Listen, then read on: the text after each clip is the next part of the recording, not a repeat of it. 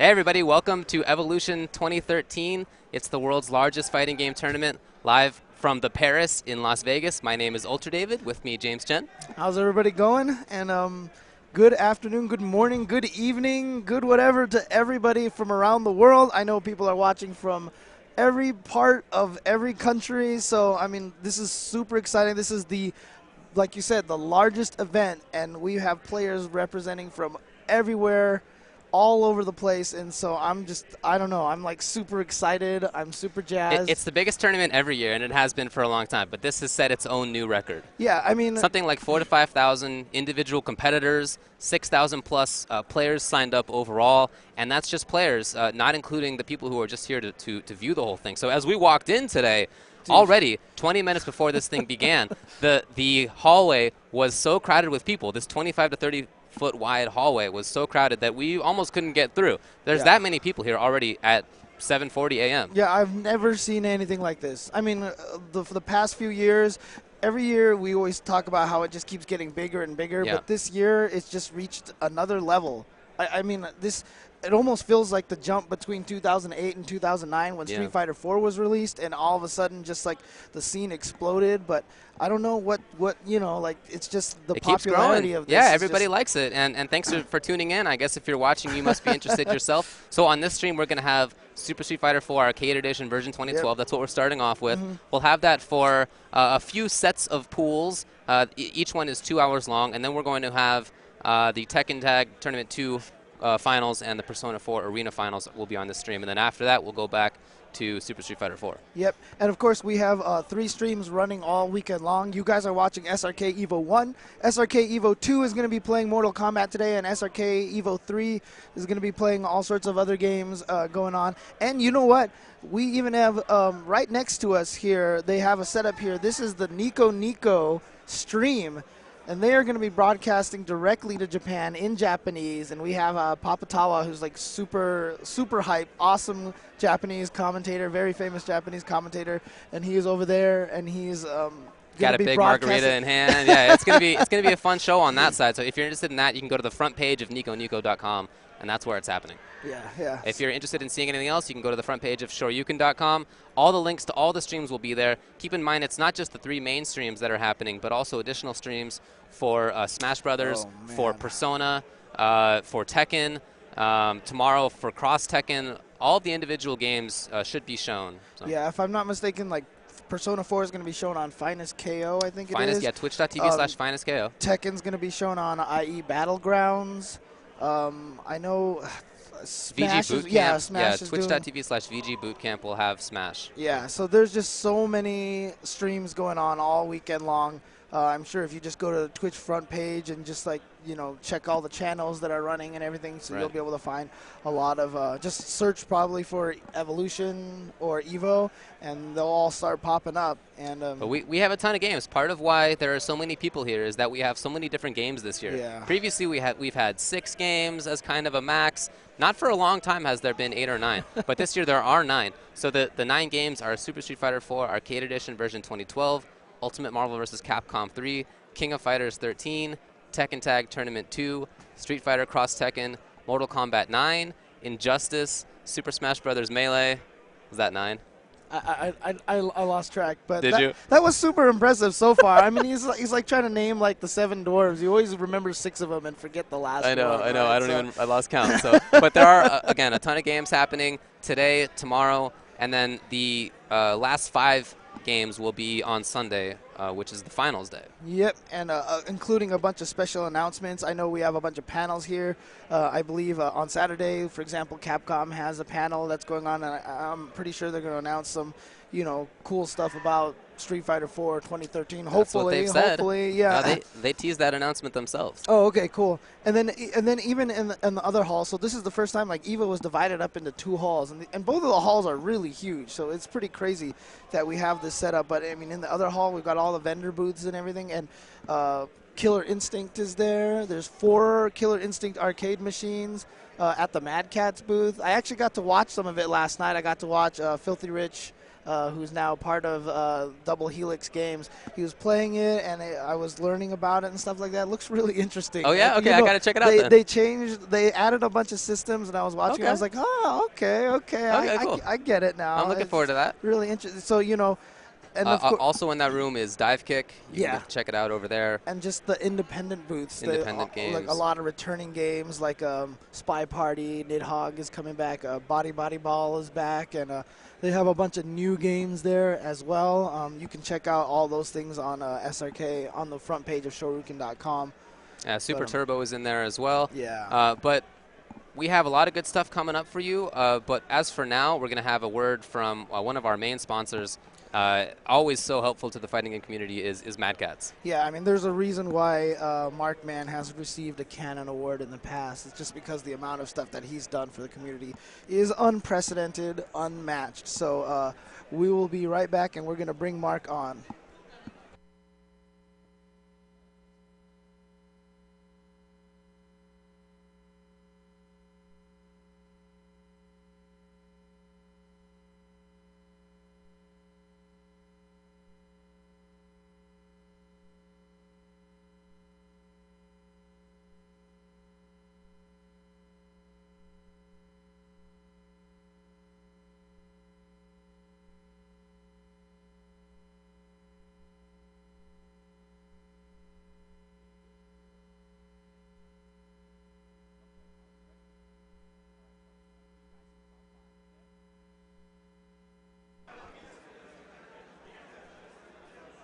Okay, welcome back. And like I said, we're going to have a guest right now. This is Mark Mann from Mad Catz. What's up? How's it going, David? It's good to see everyone here. There's so many people here in Vegas, and it's good. I mean, this is like my favorite time of the year. Yeah. July, Evo comes around, and then after this, I'm going to sleep. Yeah, I know the feeling. But yeah, I'm really happy to be here. My entire company is supporting this event in a big way. So lots of love to Mad Catz. We have a huge booth at the other side. We have a lot of promos, and we're just really here to support the gamers. So we're very happy to sponsor Evo for the 4th year in a row. So actually, I wanted to make a special announcement. Today, we have a special fight stick that we have available on our website. It's going to be available at 9 a.m. I brought one over here. So this is the Mad Catz Arcade Fight Stick versus SH with the silent parts. This was originally available only in Japan. So we brought a few out here. I know the fans wanted it, so we brought about 100 to Evo. We're going to have some available on our web store as well. So at 9 a.m. Pacific time, in just about, I don't know, like, was that 10 or 20 minutes? Pretty soon, yeah. 18 minutes. Yeah, it says available now on the screen, but it's not. But make sure you guys refresh around 9 a.m. It's going to be available very limited quantities, so hopefully you guys will be able to get one online. And it's going to be $220. I know that sounds very steep, but that's about the same price it came out with when we had it in Japan. We have a bunch of promos going on all weekend, so if you guys check our website, madcatz.com. Also, madcatz.store.com/evo. That's where we're going to have all our promos as well, so if you want to check that out. But like I said, I'm really happy to be here. There's so much stuff going on. I'll probably see everyone later on during Tekken Grand Finals. Me and Filthy Rich will be here.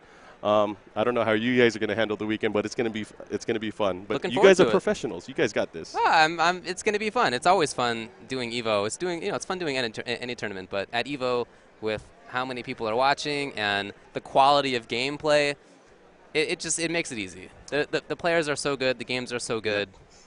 It's a fun. I wouldn't give it up. It's awesome. And what's really cool is I know you guys mentioned Nico. Nico's here earlier. Mad Catz teamed up with Nico to make sure that and the Evo guys to have a really cool, I guess like a dual stream. They're doing everything in Japanese. They have some of their commentators, people from the Topanga company. Yeah. It's going to be really cool. And while I'm here, can I give some shout outs?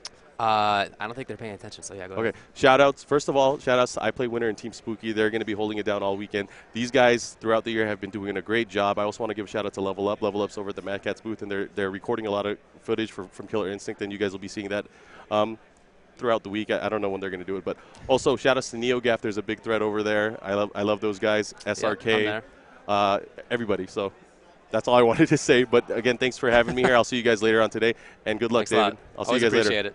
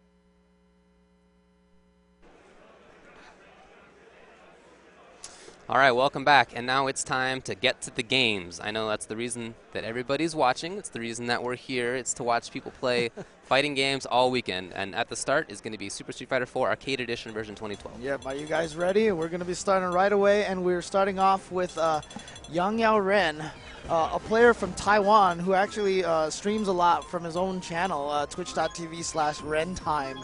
And he's a prominent KOF player. He made top 8 last year in KOF. He's definitely a major threat again this year. Yeah, so I know they always stream KOF and a lot of times AE, but here he is. He's going to be starting off right away on AE. There you see him. And who's his opponent? Right. His opponent is Cat Omar. Omar de Luna. How is that? Cat Omar? It's with a K. Say that again. I just want to hear you say that again. What? No, I'm kidding. What? So I heard he's from Mexico. So again, right from the get-go. Santa Ana. Santa Ana. Is where he's from. Someone told me he was from. Okay, fair enough. Fair enough. Oh, okay. So if you're a player.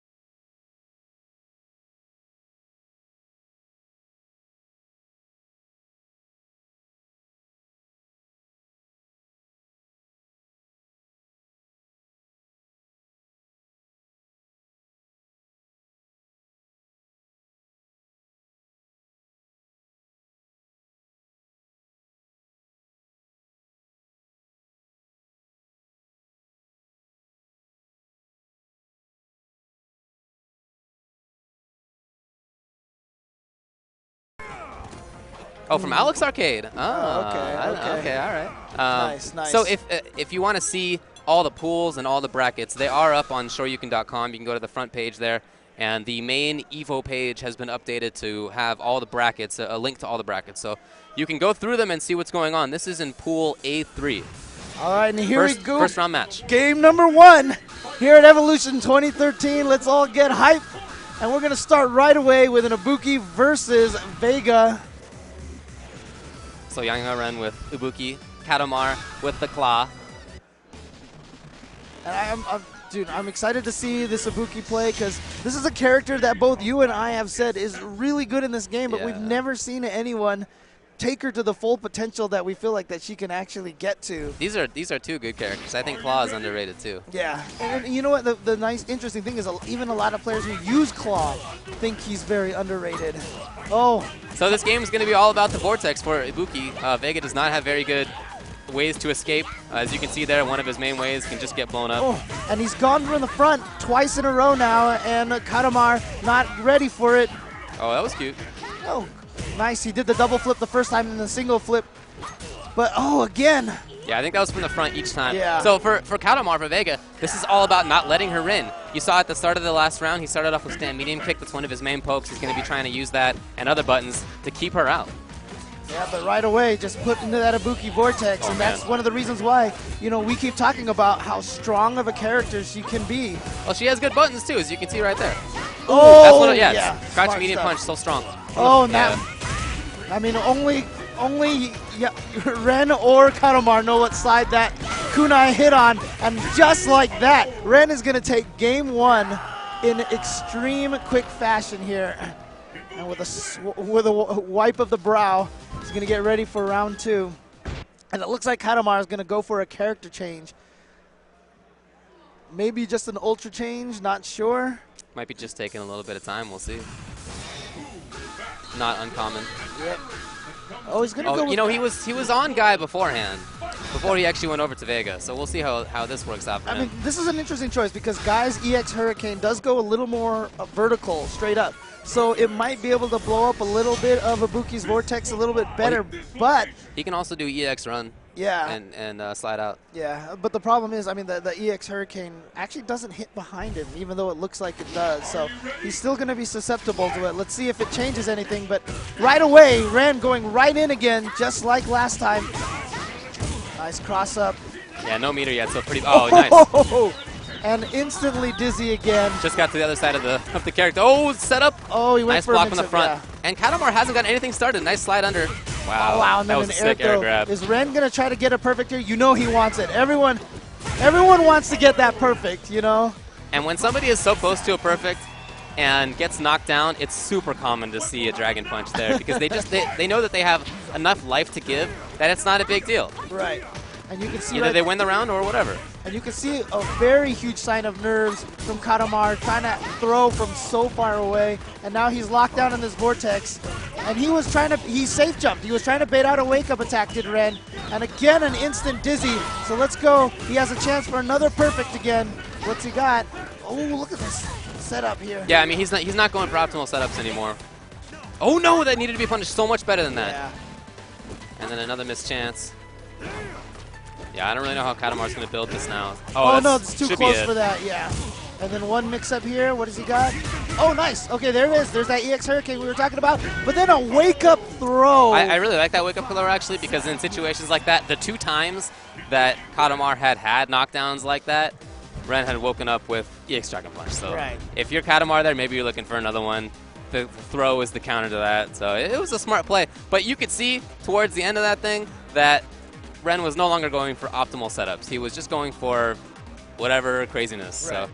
And you know, you can't see it right now. I mean, in the background, you can see there's a lot of the pools going on over there. I mean, we don't have the camera pointed towards the extreme back of the room right now, but it's packed. It's packed. And you know, shout outs to Glenn at GYT on Twitter. Follow him. He's going to be doing updates all day long from all the different pools and everything like that. I mean, last year he got sent to Twitter jail for tweeting too much.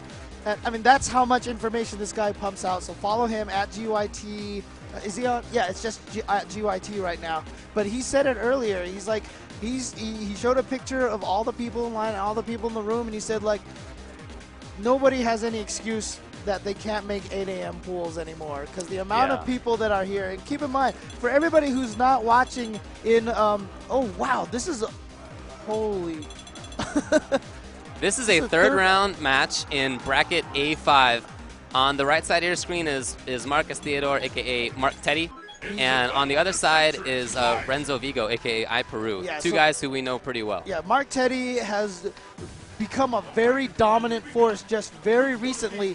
He just got joined the team, the NGL, new generation of players, NGP, new generation of players group. And of course, he has been tearing it up in Southern California at the Wednesday night fight circuits that is run by Level Up.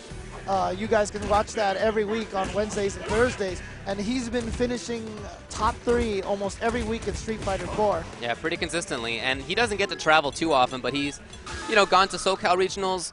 He went to Northern California regionals, and in both he did pretty well. He had some marquee wins, yeah. So he's a strong player. The other guy, but Renzo, yeah, I Peru is definitely the best El Fuerte player in the country, and it's certainly top 3 in the world. Yeah, I mean, everyone who always thinks El Fuerte, he's known to be not a strong character in this game. But when you watch Renzo play, when you watch I Peru play him, he's made top 8s at plenty of events. Yes, he is. You know, both of these characters actually are characters who some people think are towards the lower end of the class, yeah. but these two guys both believe that their characters are not, and make it seem like that. And you know what? This is a perfect example of the brutality of this tournament.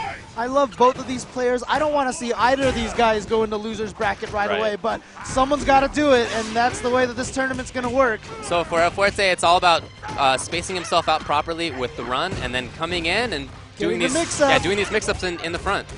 And Mark Teddy, I mean, he's a player that likes to hit buttons. You're going to see him get up with that crouching short a lot.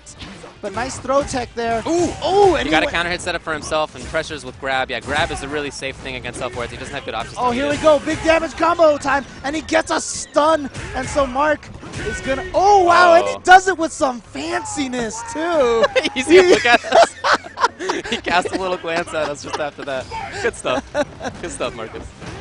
Oh, this should be punishable. Yeah, good stuff. I Peru. Now, what kind of mix-ups he's got? I mean, Fuerte is a character that has a, quote, vortex. In other words, when he knocks you down, he's got a little, very strong mix-up. But unfortunately, his options aren't very high damaging. Right. So he's got to do little chunks of damage multiple times in a row. Good punish. And a lot of his options are punishable, as you can see right there. Oh, nice read. He got him with the air grab. Here comes I Peru now. Cross up. Yep. And a pretty significant damage. One of the few ways for him to get that. So here we go. The little chunks of damage like I was talking about. But guy, oh wow, he threw him out of the focus attack. That's a common. Link it. Oh no! He, Oh, wow, nice. he's got anything, yes. Anything would have done it right there. He can actually link after the far stand roundhouse like that. But I think he missed his plink. He got crouching short rather than crouching medium kick. Yep. All right, so we're tied 1-1. You can see both players now showing what they can do once they get the momentum. Oh, nice backdash to get out of that. And then he thought he was going to get over him, but that elbow drop from Guy can change his jump arc. And if you're not ready for that, you're just going to end up walking into it like iPeru did.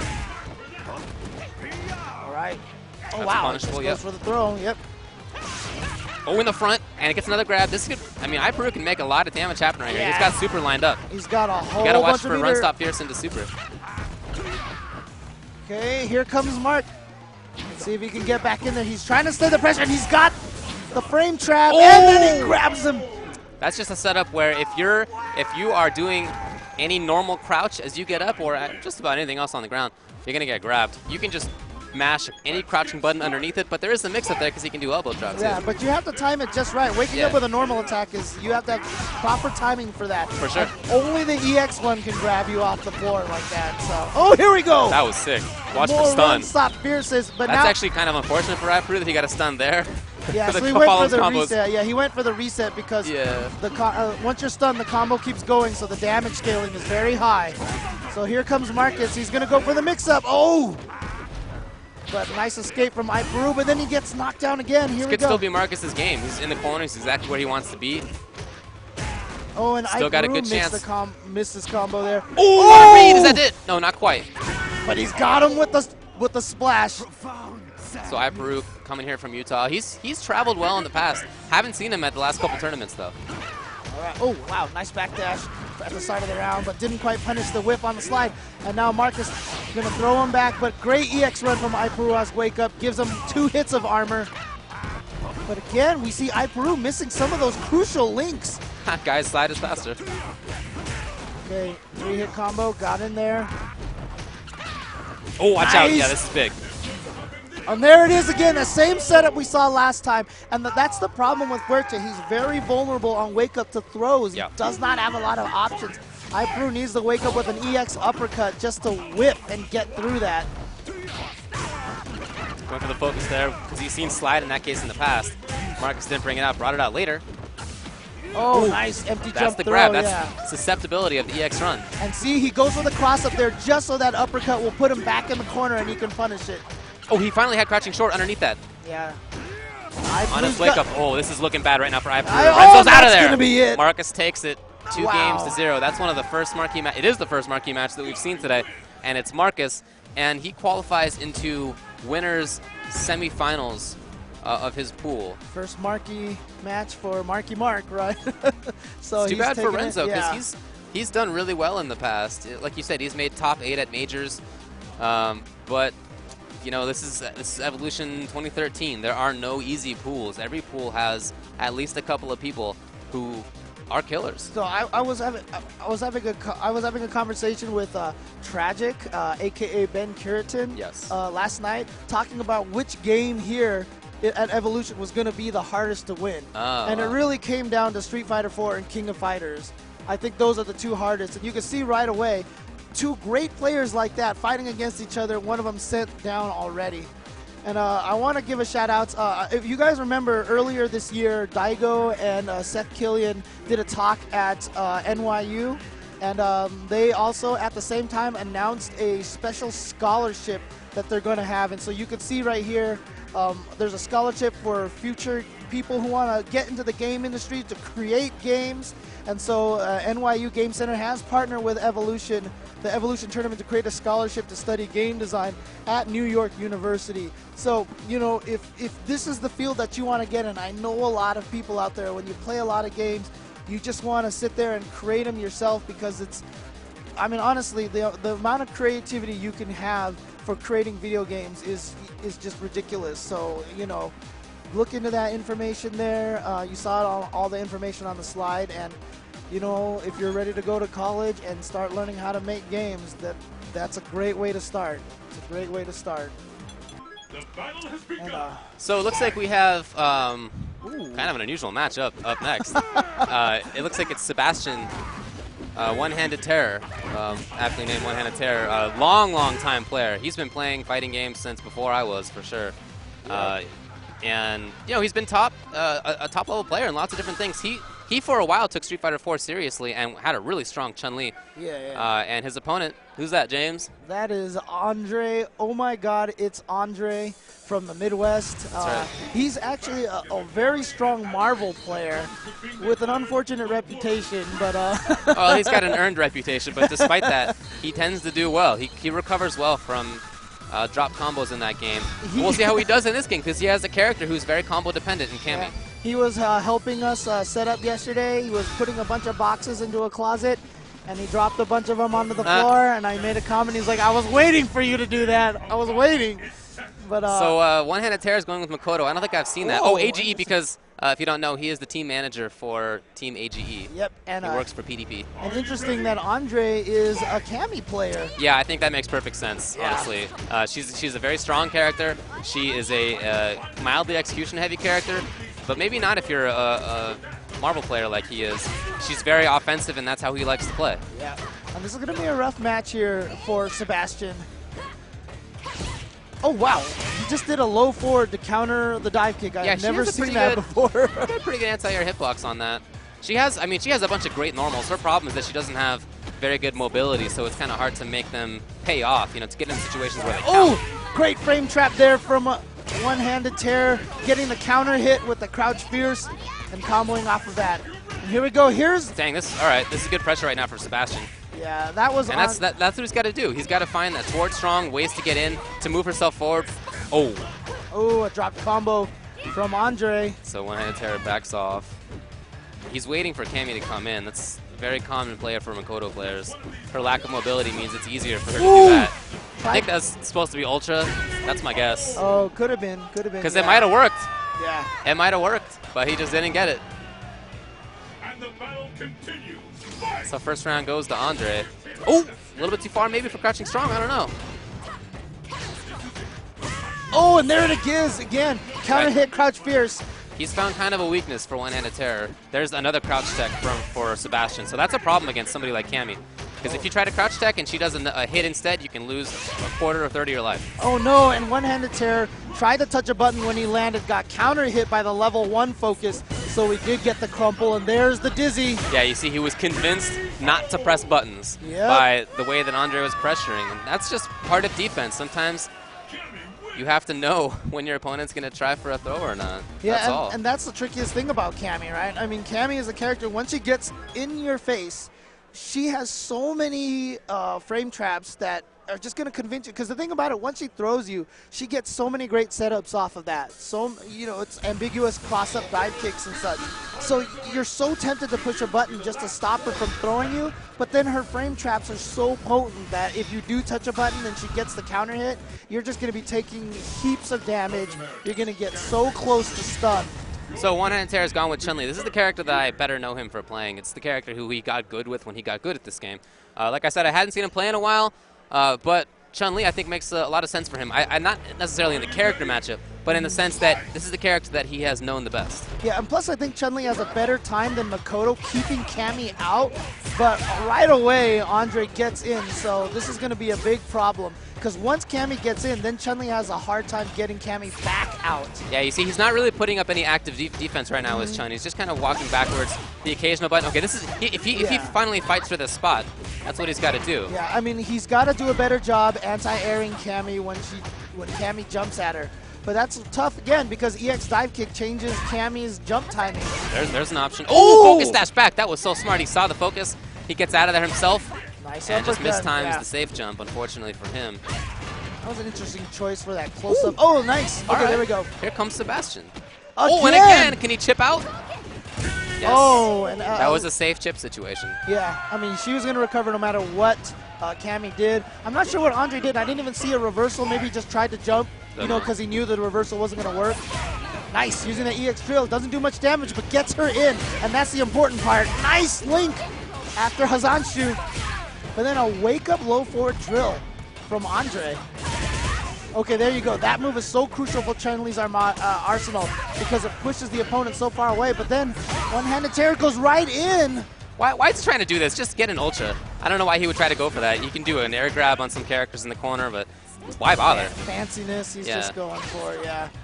I mean, some people may wonder why you go for fanciness. Sometimes styling is a way to kind of get in your opponent's head. Sometimes it's to make yourself feel better too, which can be important. But in that kind of case, just end the round. Sometimes it can just be a way to mess up and give your opponent another chance. Yeah, for sure. Oh, wow. Good stuff. I was expecting a wake up. Oh, nice. Two-hit jump fierce. Yeah, it's really tough to focus against her as she jumps in. Oh, no link after that. So this is a big opportunity for Andre. Not a punish. I guess he was just trying to press buttons. Yeah, so Andre now is going to be throw or counter hit. That's the game. Nice back. Chun-Li's backdash. So good so far. Lots of invincibility. Oh, where is it? EX? EX? Let's just use the all patience meter. by one-handed terror. Might have cost him here. Oh. That's punishable. Oh, he didn't get EX. And then a crouch fierce anti-air. But why would he jump? Oh my gosh. Oh man, that wasn't where the camera was, guys, but nice try. I know. So man, it's just an unfortunate thing for Sebastian. He didn't get EX. He could have gotten the round. That would have been that game. We would have been playing the next game 1-1. He didn't get that, but then after that, I'm confused as to why he would jump in that situation. Her jump is very floaty. Cammy has an uppercut. She has an uppercut in addition to anti-air crouching fierce and whatever else she has, close fierce. So I don't know, weird decision. Unfortunate for Sebastian. He is sent to losers. Yeah, and I just want to give a message, shout out to everybody on the stream. I know we have a lot of newcomers watching Evolution for sure this year. I mean, we're going to have a lot of people who probably have not watched a lot of fighting games in the past. We're going to be using a lot of terminology that is going to be really hard for you guys to understand. And, honestly, tweet at JChenzor for me or tweet at Ultra David if there's any terms that we're using that you would like us to explain. We would be more than happy. So during that round, one of the terms that we used a lot was frame traps.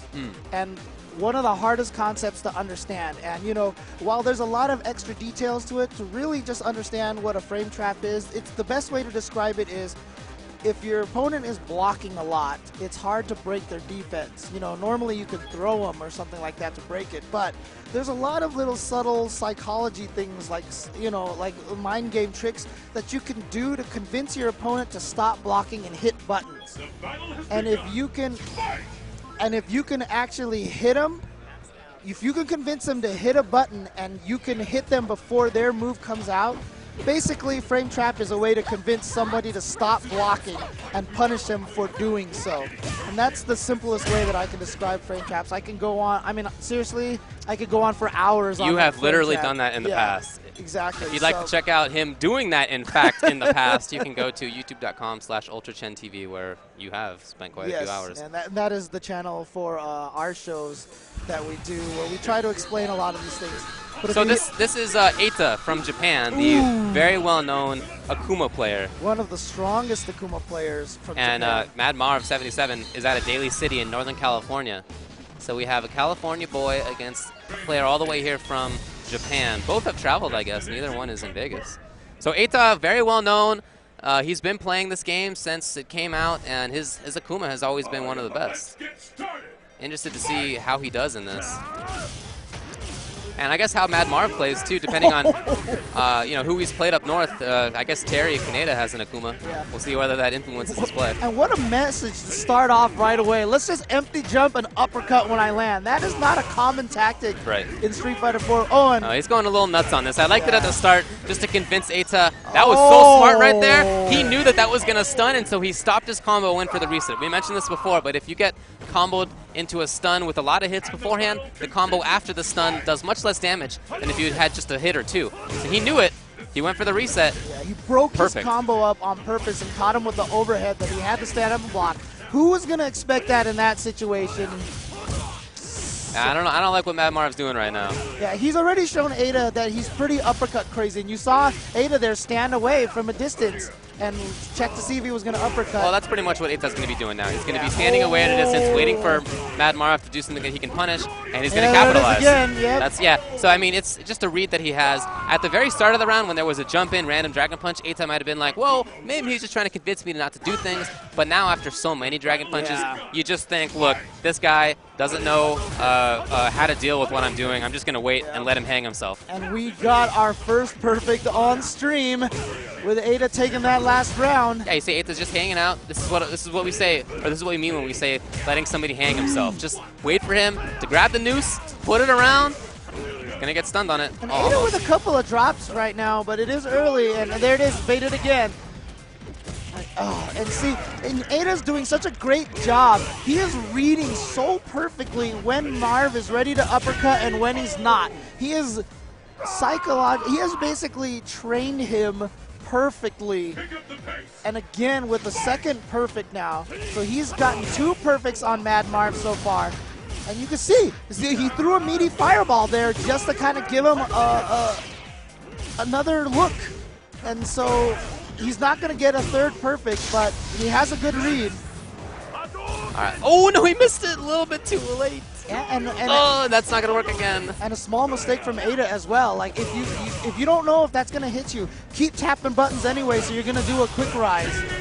And just like that, Ada takes that from Mad Marv. Pretty quick one. Remember, these are all 2 out of 3 sets.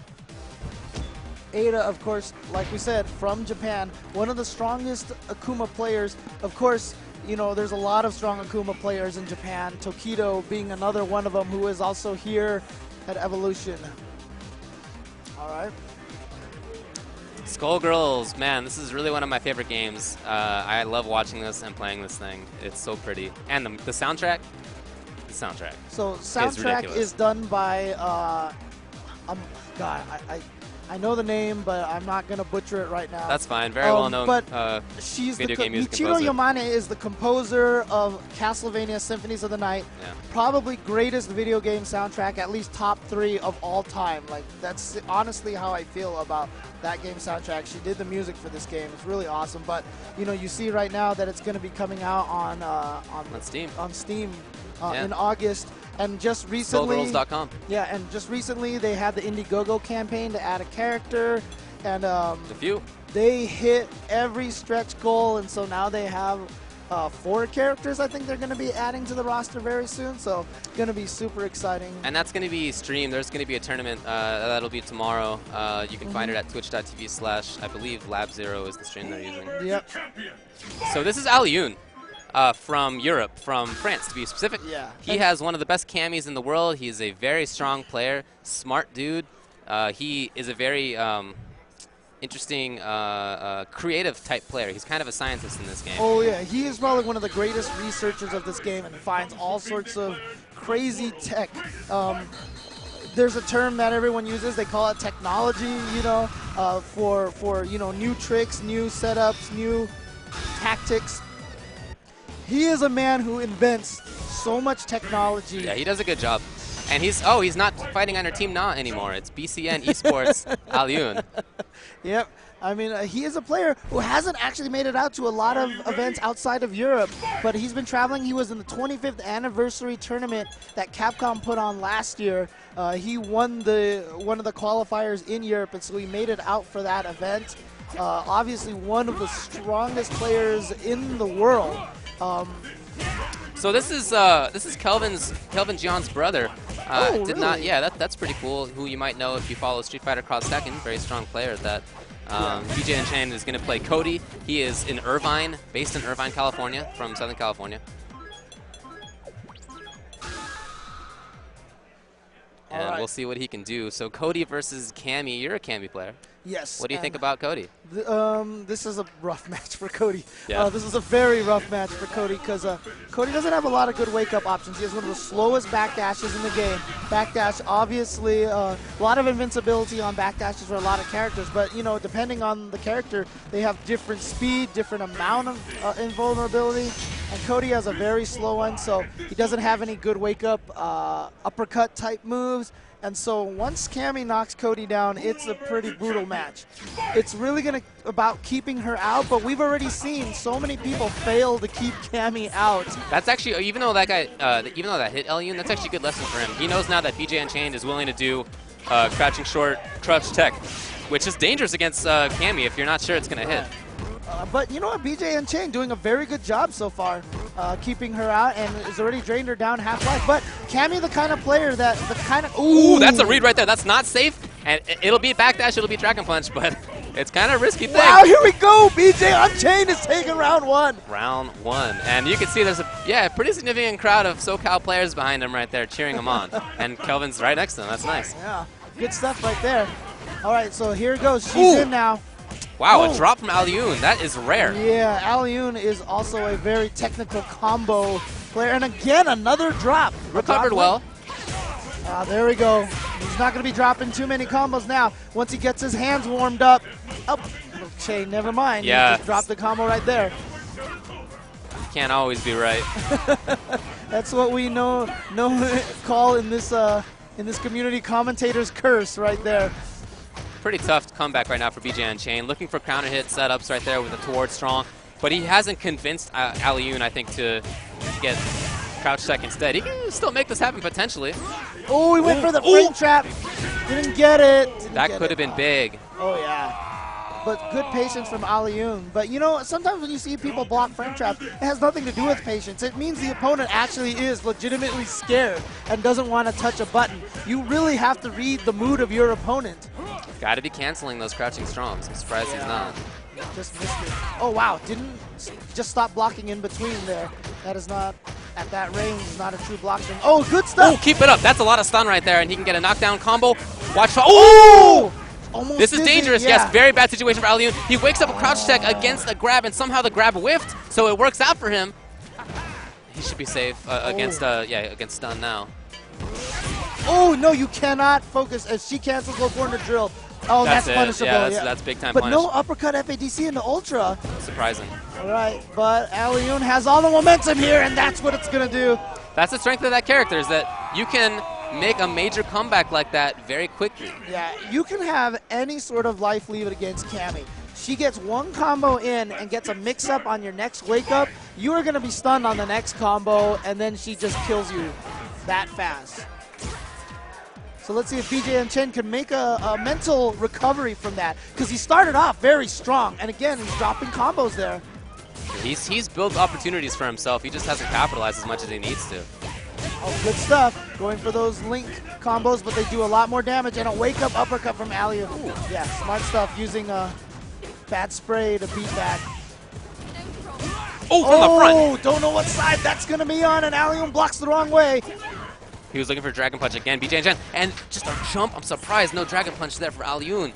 And so far, BJ Unchained has tried a couple of overheads, and they haven't connected yet. So I think he would be. I think it's a good. Oh, so smart! Delayed Dragon Punch for the frame trap right there. Yep, he just danced in front of him enough just to get BJ Unchained a little bit antsy.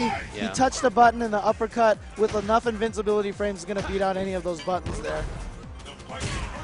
Oh. Yeah, Alioun, I think, has recognized that BJ Unchained is not blocking low as he walks around. So quite a few times now he's come in with just random drill. It's not safe. At some of the ranges he's used it safe, but sometimes it's not. He just knows it's going to work out. Yeah, it's a very unsafe move, but think of it as giving Cammy a sweep from really far away. Right. And you got to low block a lot. And if you're walking around trying to low block a lot against the drill, you're going to ruin your own positioning. Right. You're not going to be able to be as mobile as you want to be. Oh, here we go. Oh, and he thought he was going to empty jump. Thought he was going to empty jump into nothing. And instead, he ended up doing the dive kick, EX dive kick, and he takes it. And you can see the look of disappointment on BJ Unchained's face. Even though he was going up against someone of the caliber of Alioun, he really, you know, he believed he could win that. And he absolutely could. You saw in the first round, he played super strong. Hey, man, that's the beauty of open fighting game tournaments. Everybody gets to play, and you can, and in some cases, it does happen that there's an upset. And he wasn't far away from doing it. Like we said, he didn't capitalize on all the opportunities that he built for himself, but he did have those opportunities, and he could have made it happen a little bit differently than it had. So that's something that will happen this weekend. There will be major upsets. Oh, there's going to be upsets. There always are. Every year, it's really kind of interesting because you know, every year, we always get these players that a lot of people haven't heard of that just kind of show up and start beating everybody up. And so, like, we could even say, like, this is an upset, but there's so many players from all over the world that a lot of people have never had a chance to hear from, to see. And so there are killers coming from everywhere. And so, you know, we can call stuff upsets, But then the people who know them, you know, they're going to be watching them and like, this is not an upset. This guy's one of the best from where I come from. So this is Edge, who plays Honda, against BRK Swag with 2 Gs, 2 Gs, who plays Abel. Just want to let you know that. So Edge is out of San Jose, California. He only plays AE.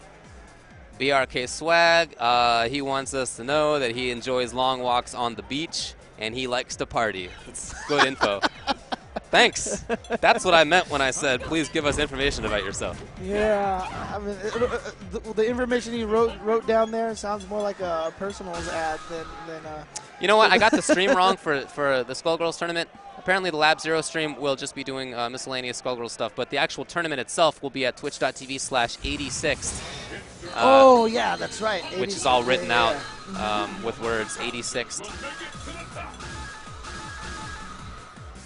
Yeah, super exciting. Again, we have so many streams going on here.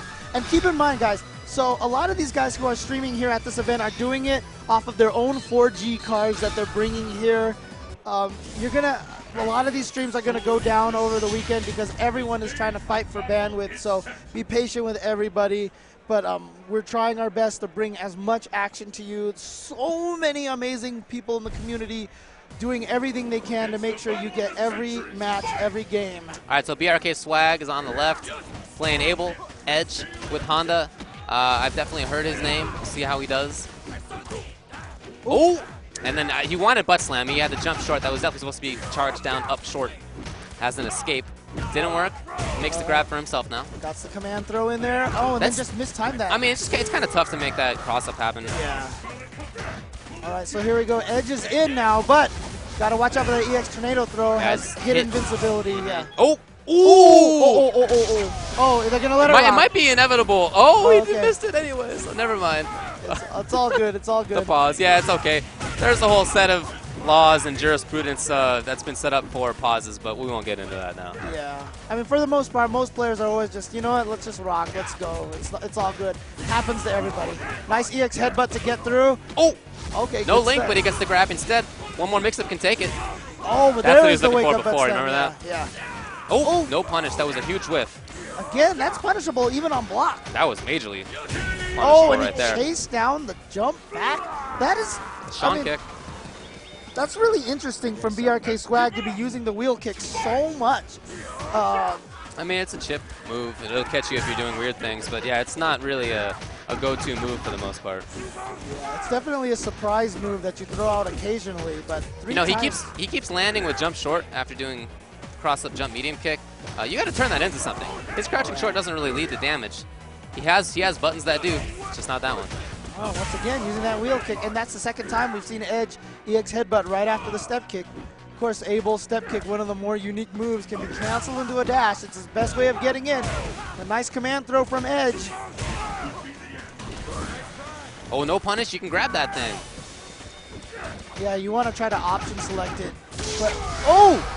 That's... it was. I thought it was the headbutt. I thought it was headbutt too, man, but it was butt slam. There's butt slam again, chases him down. Was just trying to chip him. Even if he hadn't jumped, it would have came down, dropped on his head. He did not have enough life to take that. You know, there are normal moves and special moves do chip damage even when you block them. Okay, looking for the jump away. Had the low. That's nice. Not too damaging, but I like the idea. Yeah, and Edge right now showing Swag that that should have been punished. Hugely punishable. Huge opportunity missed by Swag. But Edge so far has done a lot of wake-up butt slams. And so I'd like to see Swag try to take advantage of that. There you go. That's the combo that I'm looking for. That's smart stuff. Ooh. He went for the combo even though Edge did the wake-up again. This neutral game is pretty risky right now for Abel. Okay. Oh, that's gotta be big. But just two low shorts. Again, low short is not a button you want to poke a lot with Abel. It's very hard to confirm in the big combos off of that.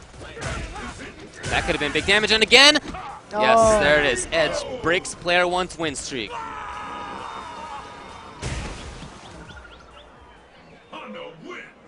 See if he can keep it up. Who will emerge a champion? Fight! Very similar start to Edge's game. The jump neutral fierce, and then just grab, or is it crouching jab hands, or stand roundhouse? It's really what he has going for himself.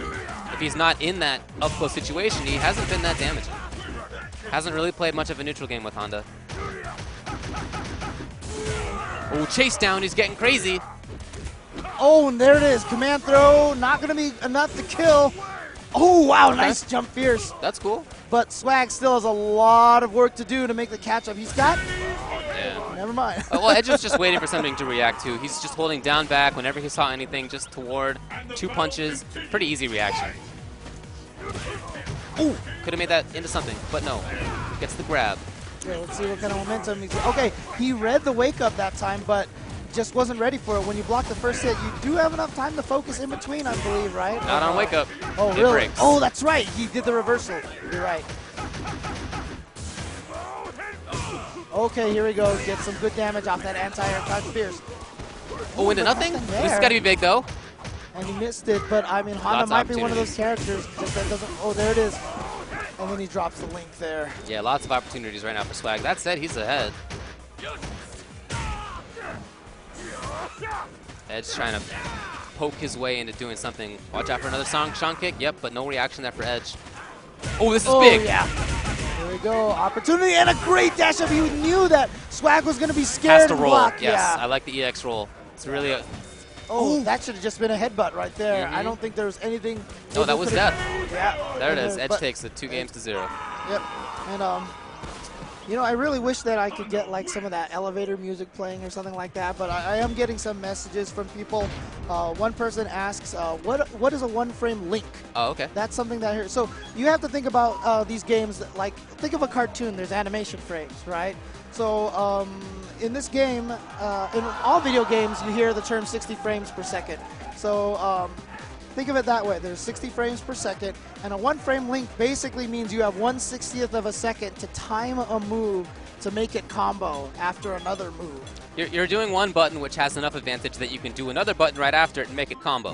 But it's Yeah. just a very tight timing to do it. It's a 1/60th timing to do it. So it's kind of tough. That's what we mean and when it's- we say one frame And link. it's pretty crazy that people can do it so consistently, you know, and you hear that 1/60th of a second, that's not humanly possible, but trust me, people have gotten so amazing good at it. There's little techniques and tricks to make it a little bit easier in a game like Street Fighter 4, taking advantage of some of the way the game works, but for the most part, it is very difficult and just requires a lot of practice. It's true. It's true.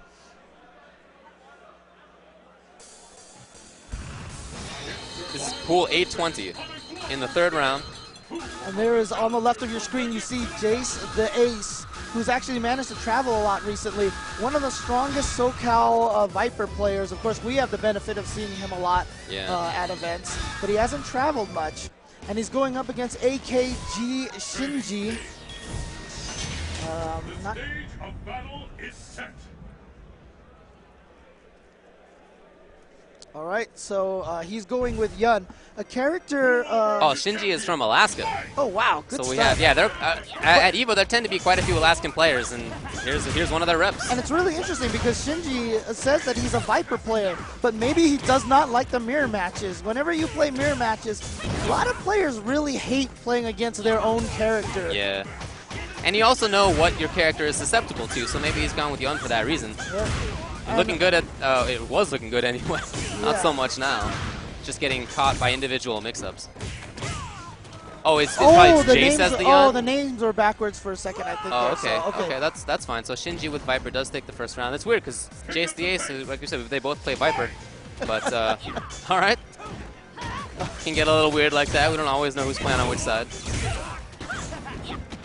Oh, Jace plays Akuma as well. I didn't know that. Yeah, and he's also busted out Cammy. We saw him do that at CEO just recently. That was really nice pressure right there. He knew that it would beat that, the EX wake up. Oh, here we go, and he's got the stun. So good stuff from Reset. Jace. Oh, nice. He's just going to hit the button in the middle. You know what? I like that because I said reset. I was looking for reset there. I think that was in fact the command grab. So I think that's smart. Yep. You gotta teach Jace that he can't just go for reckless things like that. Oh, no cancel on the grenade, and he did not want the guaranteed victory. He has taken a big risk here. He wants to save his meter for the next round, and he manages to pull it off. Wow. Yeah, I mean, playing for the next round when you don't have a round to give is pretty reckless. Yeah. But it worked out for him. So now in this final one, he's just a bar away from getting an agent, which is going to be really solid for him, of course.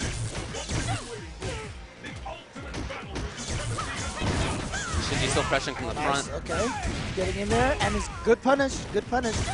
And Yeah, here he goes. I don't like these wake-ups anymore. Jace the Ace is really scoping them out, doing a great job of dealing with them. And Shinji's still going to it. That's a big, big part of why it looks like he's going to lose the game. Right. I mean, Jace the Ace probably knows. Oh, wow. Look at him doing the multiple palm. That's not easy to do. And nice stuff. He timed it a little bit late, specifically to beat the EX Seismo feint, or even just letting it go. The EX Seismo, that ground pound that Viper does, runs out of invincibility frames before it hits. Jace knows that, and so he was able to punish it in time. And Jace the Ace knows probably as much as anybody else, because he's guilty of this himself. Viper players do not like waking up and blocking. They like to do stuff all the time. And so Jace the Ace taking advantage of that. Good stuff. Jace he's really just gotten a read now on Shinji. When Shinji likes to wake up, when he likes to do anything like that, that got caught backdash by Jace the Ace, just completely right now in Shinji's mind. Yeah.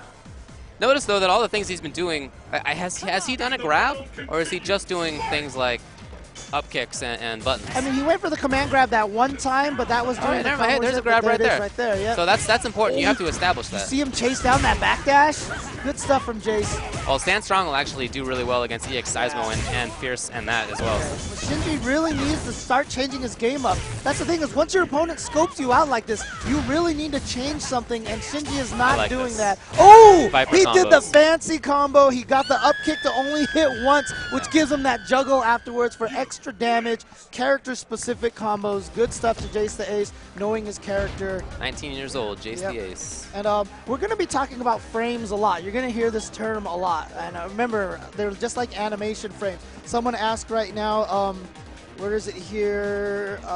You know, we talked about one-frame links, right? And there's a term that people use a lot of times called plink.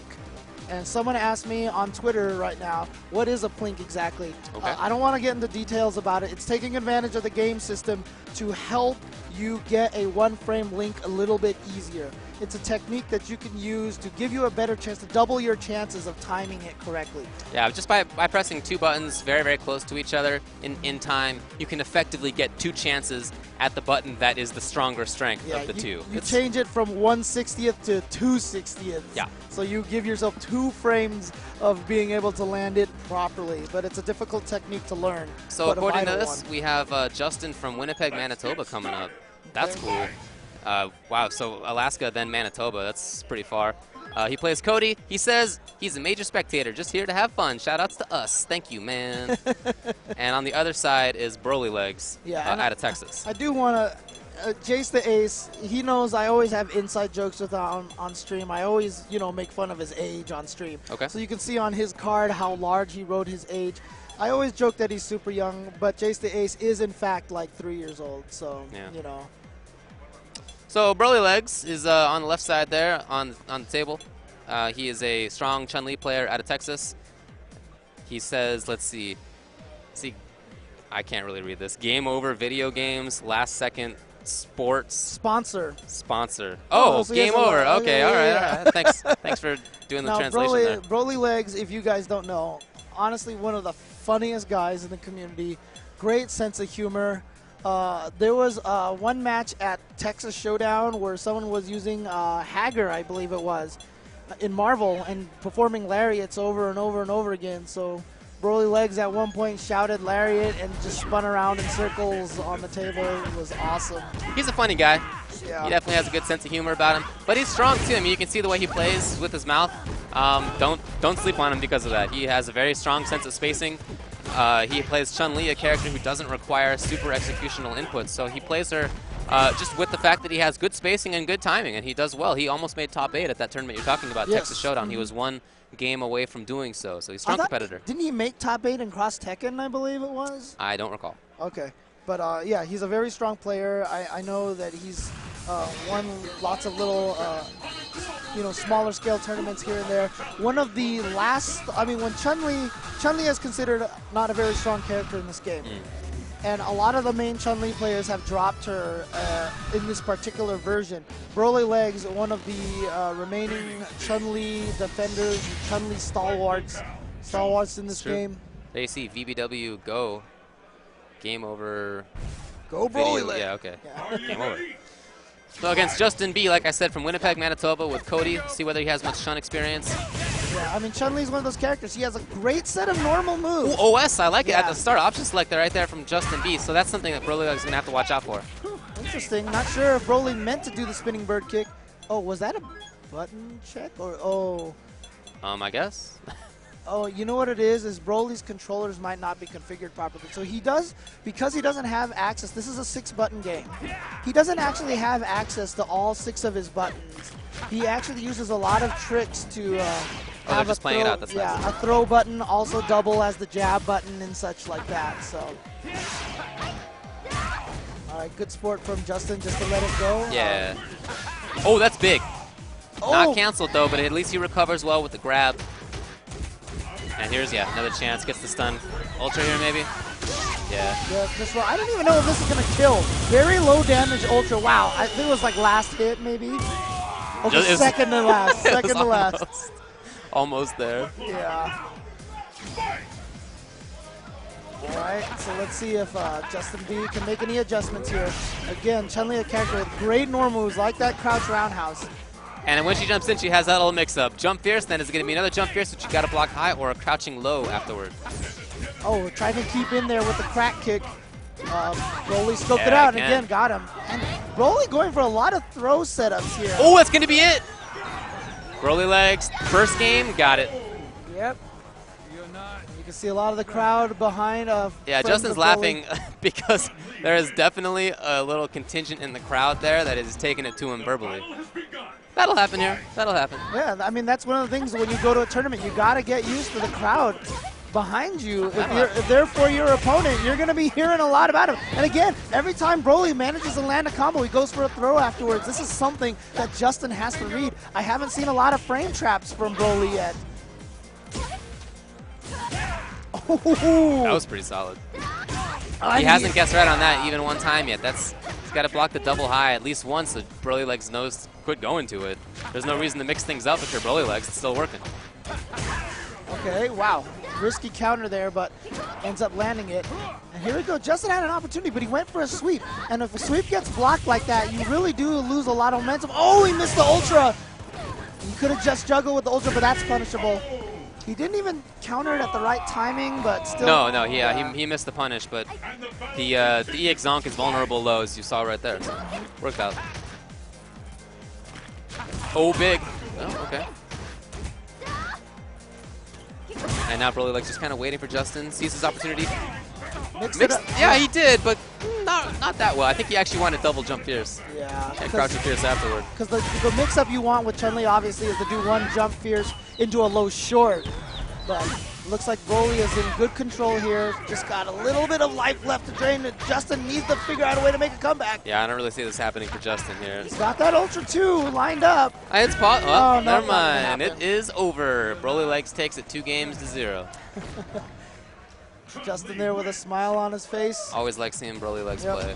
So once again, every move in a game has 3 phases. There's a startup, there's the active frames, and then there's recovery, right? So the active frames are when the move can actually make contact with the opponent, can actually hit the opponent. Yeah.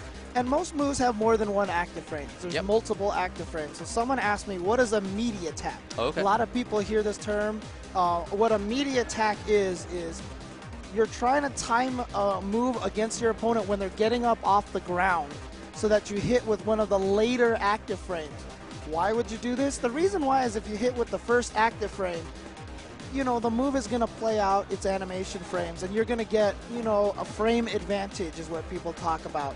And if a move, for example, has 3 frames advantage, if you can land it meaty, you can give yourself a larger advantage and are able to land combos that you aren't actually able to land or get you better setups afterwards. Make moves safe that are normally not safe. Yeah, it's also important because forcing the opponent to wake up into one of your moves, which is really what immediate is, Yes. is just really useful. You know, it limits their movement options as they get up, which is what this game is all about, limiting your opponent's options and maximizing your own. So up next is PR Balrog on the right-hand side of the screen. That is, by the way, the one-player side is on the right-hand side of the screen.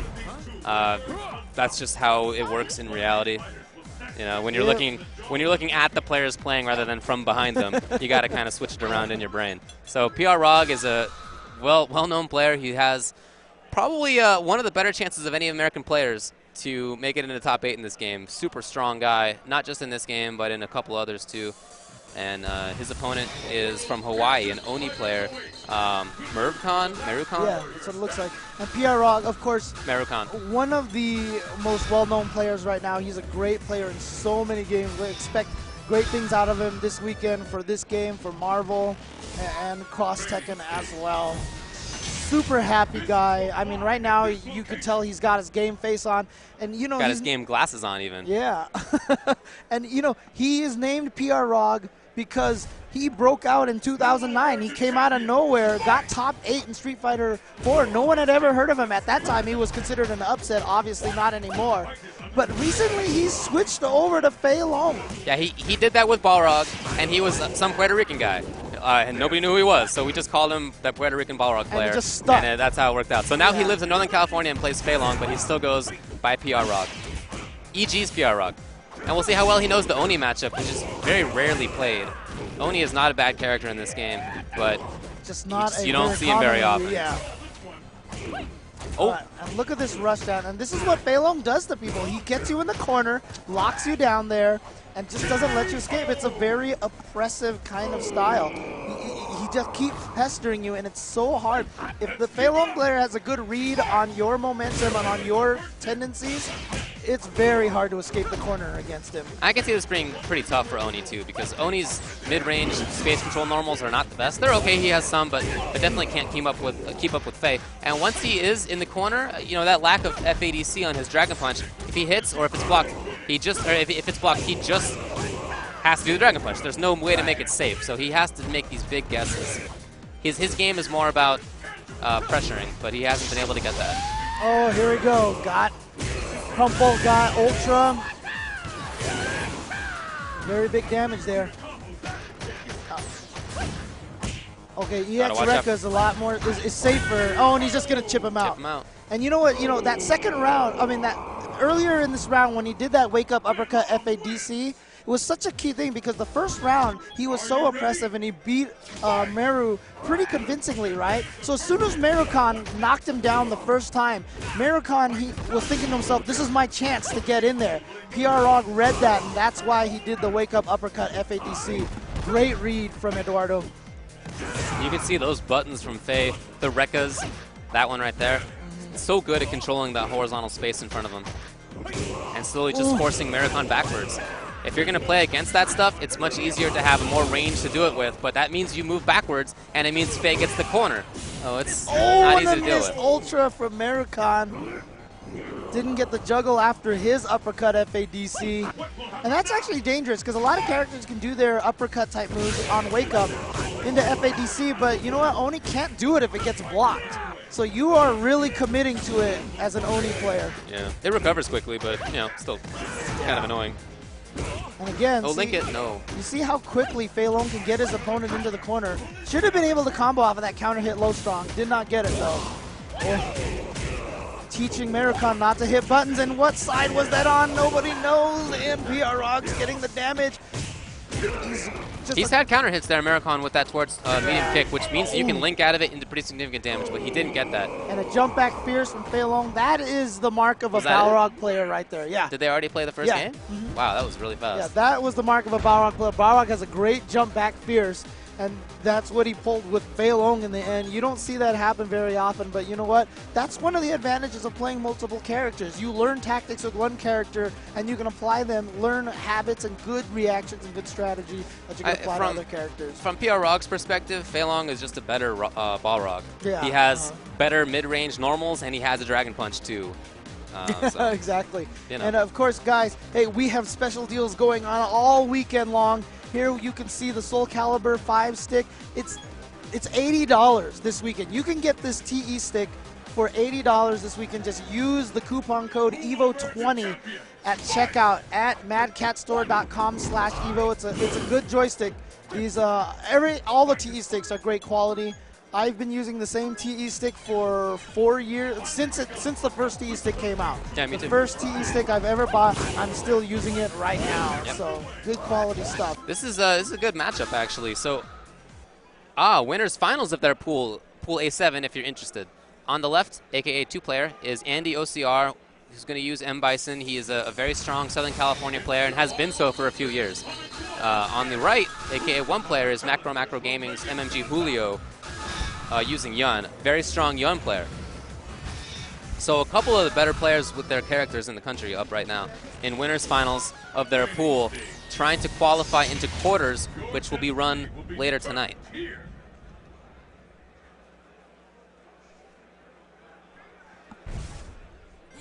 All right, so Julio. We'll see how much With experience Yun, they both have against each other. I like the fact that Bison can knock Yun out of the air at certain ranges, so that's why you see Andy keeping this space. He's just kind of waiting for Julio to do something, and he's going to knock him down if he does. But for Julio, once he gets... Ooh, that's unsafe. Yeah, Julio Once Julio gets a knockdown, he can play really good games on Bison's wake-up. Usually people can't do that against Bison, but Yun's one of the characters who can. Right. And it's really good to see Julio stick with Yun because obviously in the previous version, before version 2012, Yun was very powerful in this game. A lot of people ran to him, and when he got nerfed for version 2012, a lot of people just stopped using him. But Yun is still a very strong character, and I'm glad to see a player like Julio stick with him. Yeah, we saw Jace earlier with Yun. He's a strong player, a strong character. I definitely agree. But Andy OCR, he's very patient with Bison. I like that option right there to beat the focus. That's smart. And he's doing a good job right now. Like you said, look at this distance he's maintaining. For the people who are, uninitiated in fighting games, it's very much about the distance you keep from your opponent. Examine the distance that Andy OCR is keeping from Julio and how consistent he's managed to keep it for almost the entire fight. Oh, wow. Ooh. Pretty tough right now for Andy OCR. Okay, Julio just goes for the grab. Safe spot for that. Oh, he whiffed it! After all that round of good spacing by Andy OCR, he whiffed his short scissor kick, and that was the free round for Julio. Yep. All right. And you saw right there, we talked about Andy OCR maintaining that distance. It's up to Julio to ruin that distance, and the first time he did, he got all that momentum and was able to defeat Andy OCR that round. But after that, it was just Andy's mistake to do a light kick scissors there. That was just, he didn't need to do that. So right now, pretty tough for Andy. Again, corner, punish. Nice. Yep. Lots of delay at the end of that. Okay, so here's some opportunity for Andy. Let's see what he goes for. He goes for an empty jump, but unfortunately does not get the combo. Yeah, he could have turned it into something, but didn't. You see how patient Andy OCR is? Doesn't want to take any risks that there will be up kicks as Julio lands from jumps. Yeah, I mean, he got the back throw there, which is a little unfortunate because then he lost the corner position. Positioning on screen, so very important, especially for Bison, keeping them locked in the corner is so crucial for his gameplay. That's where he can get a lot of his damage from. But now that Andy OCR doesn't have the life lead, he's got to make a comeback, and Julio's not giving it to him, as you can see. Yun has mobility of his own, and he's using it to space out Andy. Yeah, and Andy, the way that he was playing was by keeping that far distance. That was so smart right there to get the walk-up grab. He expected that Andy would just sit still. He was right. Oh my gosh, huge opportunity for Andy. What you got? Okay. Oh, nice. Oh, but that's it. Oh, and he chipped. That could have been a little bit cleaner on both sides there, but it ends up working out for Andy. He's going to take it. Yeah, I mean, he didn't even punish the focus properly. That was actually a chip death. Julio could have just mashed out up kicks, and he would have won. He would have won that round, To be fair, though, each of the last rounds have been won by the other guy for capitalizing on a mistake by the one who lost. So, you know what? Julio won the first round that way, loses it the second round that way. Oh, well. We'll see if he can keep it up. It all balances out in the end. So Andy's caught in the corner. He's got to try to fight his way out of this thing. Julio backed off. It's kind of surprising. Yep.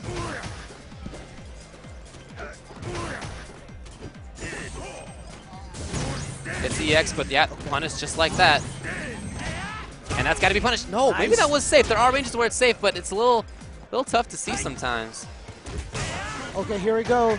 Julio's got some momentum going here, and then he drops the combo and has to waste meter to save himself.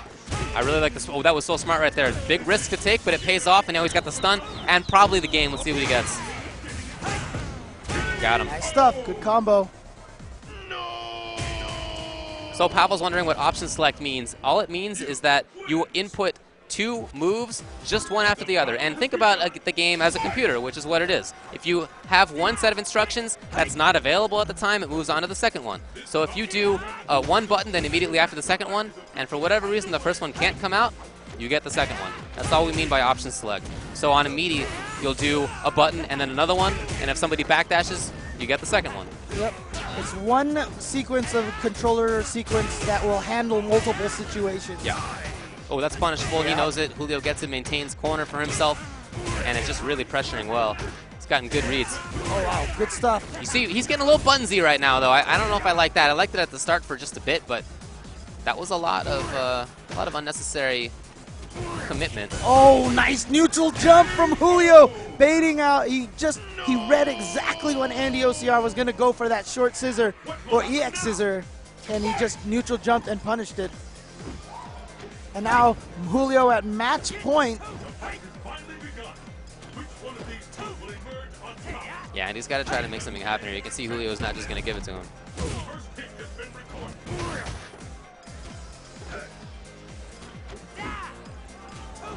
Trying to make his way in. Andy putting up a little bit of defense here for himself. Each one of those hits a chip is important. It means that he has the life lead and so can play defensively, which is what he wants to do.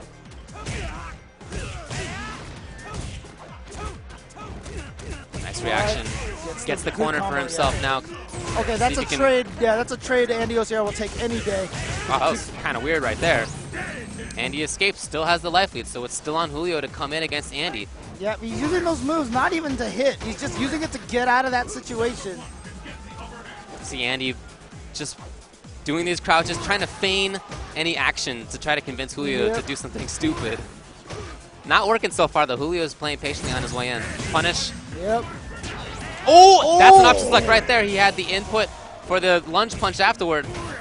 Chips him out. Andy not dead yet. All right. So Julio with a second match point now. Let's see if he can complete the task and send Andy OCR to loser's bracket. This is the winner's final of this pool. Whoever wins this goes into quarterfinals, qualifies in the quarterfinals and winner's bracket. Remember, this is a double elimination tournament. Everyone has to lose twice to be eliminated out of the tournament. Neither of these people want to get their first elimination. And very light pressure by Andy OCR whenever he gets a knockdown, and so Julio's been able to wake up with buttons a lot, kind of unchallenged. I mean, it's dangerous because the nice thing about Yun is that his up kicks hit a lot high, like right above his head, a lot better than most wake-up attacks. It's true, but you can still pressure him. After all, he can't FADC out of those things, so you have to take advantage while you get it. He can't make himself safe. Ooh, jump roundhouse. And the cross-up! Can he link it afterward? He does! Yes! And this should be it. Julio should be able to take this. Oh, not quite yet. Gonna need one more. Overhead seals the deal. Julio has advanced to quarterfinals and winners bracket. Andy OCR is going to go into losers bracket and await the last player in the losers bracket for the right to get into quarterfinals in losers bracket. Yeah, only 2 players of each 16-player bracket make it into the next round. One player, as Julio just did, makes it in winner's side, which means he can still lose a game and play on. But if you lose a game in pools, that counts for the whole tournament. So for the whole rest of the tournament, you have to play more people. You have to play without losing another game to win the whole thing. It's a much harder road. Now, someone asked me on Twitter, what is a command grab? We talked about that. So every character has a throw. Just regular throw. You hit light punch and light kick at the same time. You go for a throw. Yeah. You can tech these throws. If you expect your opponent to do it, you can input the same command and you will bounce away from each other. However, some characters have something called a command grab, command throw, which is a special move. So a lot of special moves are inputting, commands on the joystick and hitting a button at the same time, and you get a special move. Some of these special moves happen to be throws. They usually have more range, or they're faster than regular throws and such. But the main key is you cannot tech these throws. So in other words, if someone does a command grab and you react to it, you cannot escape it, unless you jump away from it. The only way to avoid it is to get away from it. So this is an interesting one coming up next. It's Filipino Man, NGL Filipino Man, a.k.a. New Generation Legends, on the right, a.k.a. one player. He plays Rose from California. His name is Anton. He is, in my opinion, one of the best Roses in the country, maybe the best. Yeah. He is so solid with that character. His spacing and timing, which is what you need for that character, are perfect. And he gets to play against Ken all the time. His friend Chris plays against Ken, and guess what? Kichijo Jiken plays Ken as well from Japan. So that's kind of unfortunate, I think, for Kichijo Jiken. But we'll see how it plays out for him. Maybe he has a Rose experience of his own. By the way, if you want to watch the Nico stream, commentating right now, Fudo and Momochi. Awesome. Checking buttons, check, that's what yeah. they're doing. I'm getting a lot of questions here. Like, for example, I got a question, like, what's the best way to learn Street Fighter? Oh, man. Because he says, like, he's just watching this and it just looks, everyone looks way beyond, you know, his comprehension of this. Honestly, I'll say this right now. One of the best things that we have right now are streams and YouTube. So, watch the games, and one of the most important things to learn, if any of these games that you want to learn, get used to the pacing of the game. Figure out the flow, the rhythm of the game. That'll help you a lot. There's a lot to learn. Play a lot online and such like that. But It's just a strategy game. You have to think critically. If you can think Yeah. critically, you will do well. Don't worry. Yep. And someone asked me how much of the wins are determined by tiers. That's definitely in there. Yeah, it's in there, but you know what? There's so many situations, so many stories and history of people overcoming tiers. That's true. That, you know, it's a factor, but it's a factor you can overcome. Yeah, and this is one of the more balanced games that we're playing right now, so it's Yeah. not horrible. So anyway, Rose, Filipino Man, Ken, Kichijochi Ken, and we'll see how well they both know the matchup. You can already see Filipino Man spacing out. He knows the matchup all right. He is sticking out that crouch medium kick from far, just in case Ken comes in. He plays preemptively really well.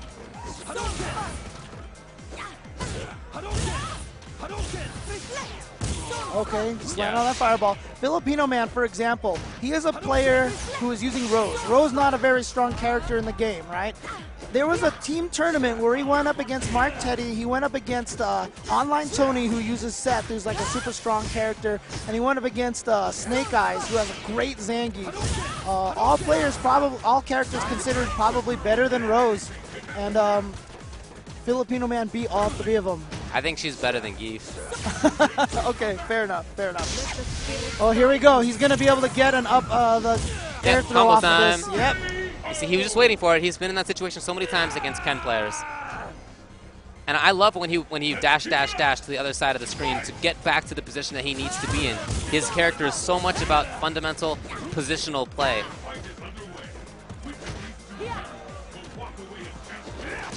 Ken trying to make his way in, though. That Ken is not really a mid-range character. He has a couple buttons that can be used there, but they're better used to help him get in.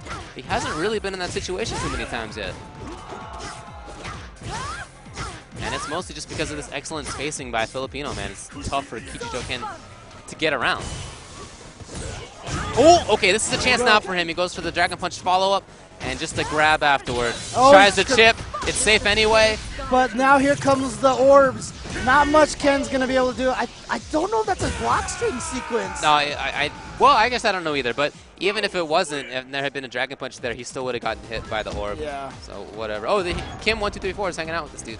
Oh yeah, Kim1234, American player, one of the top CVS2 players in the United States, part of the NorCal crew, part of the SoCal crew as well.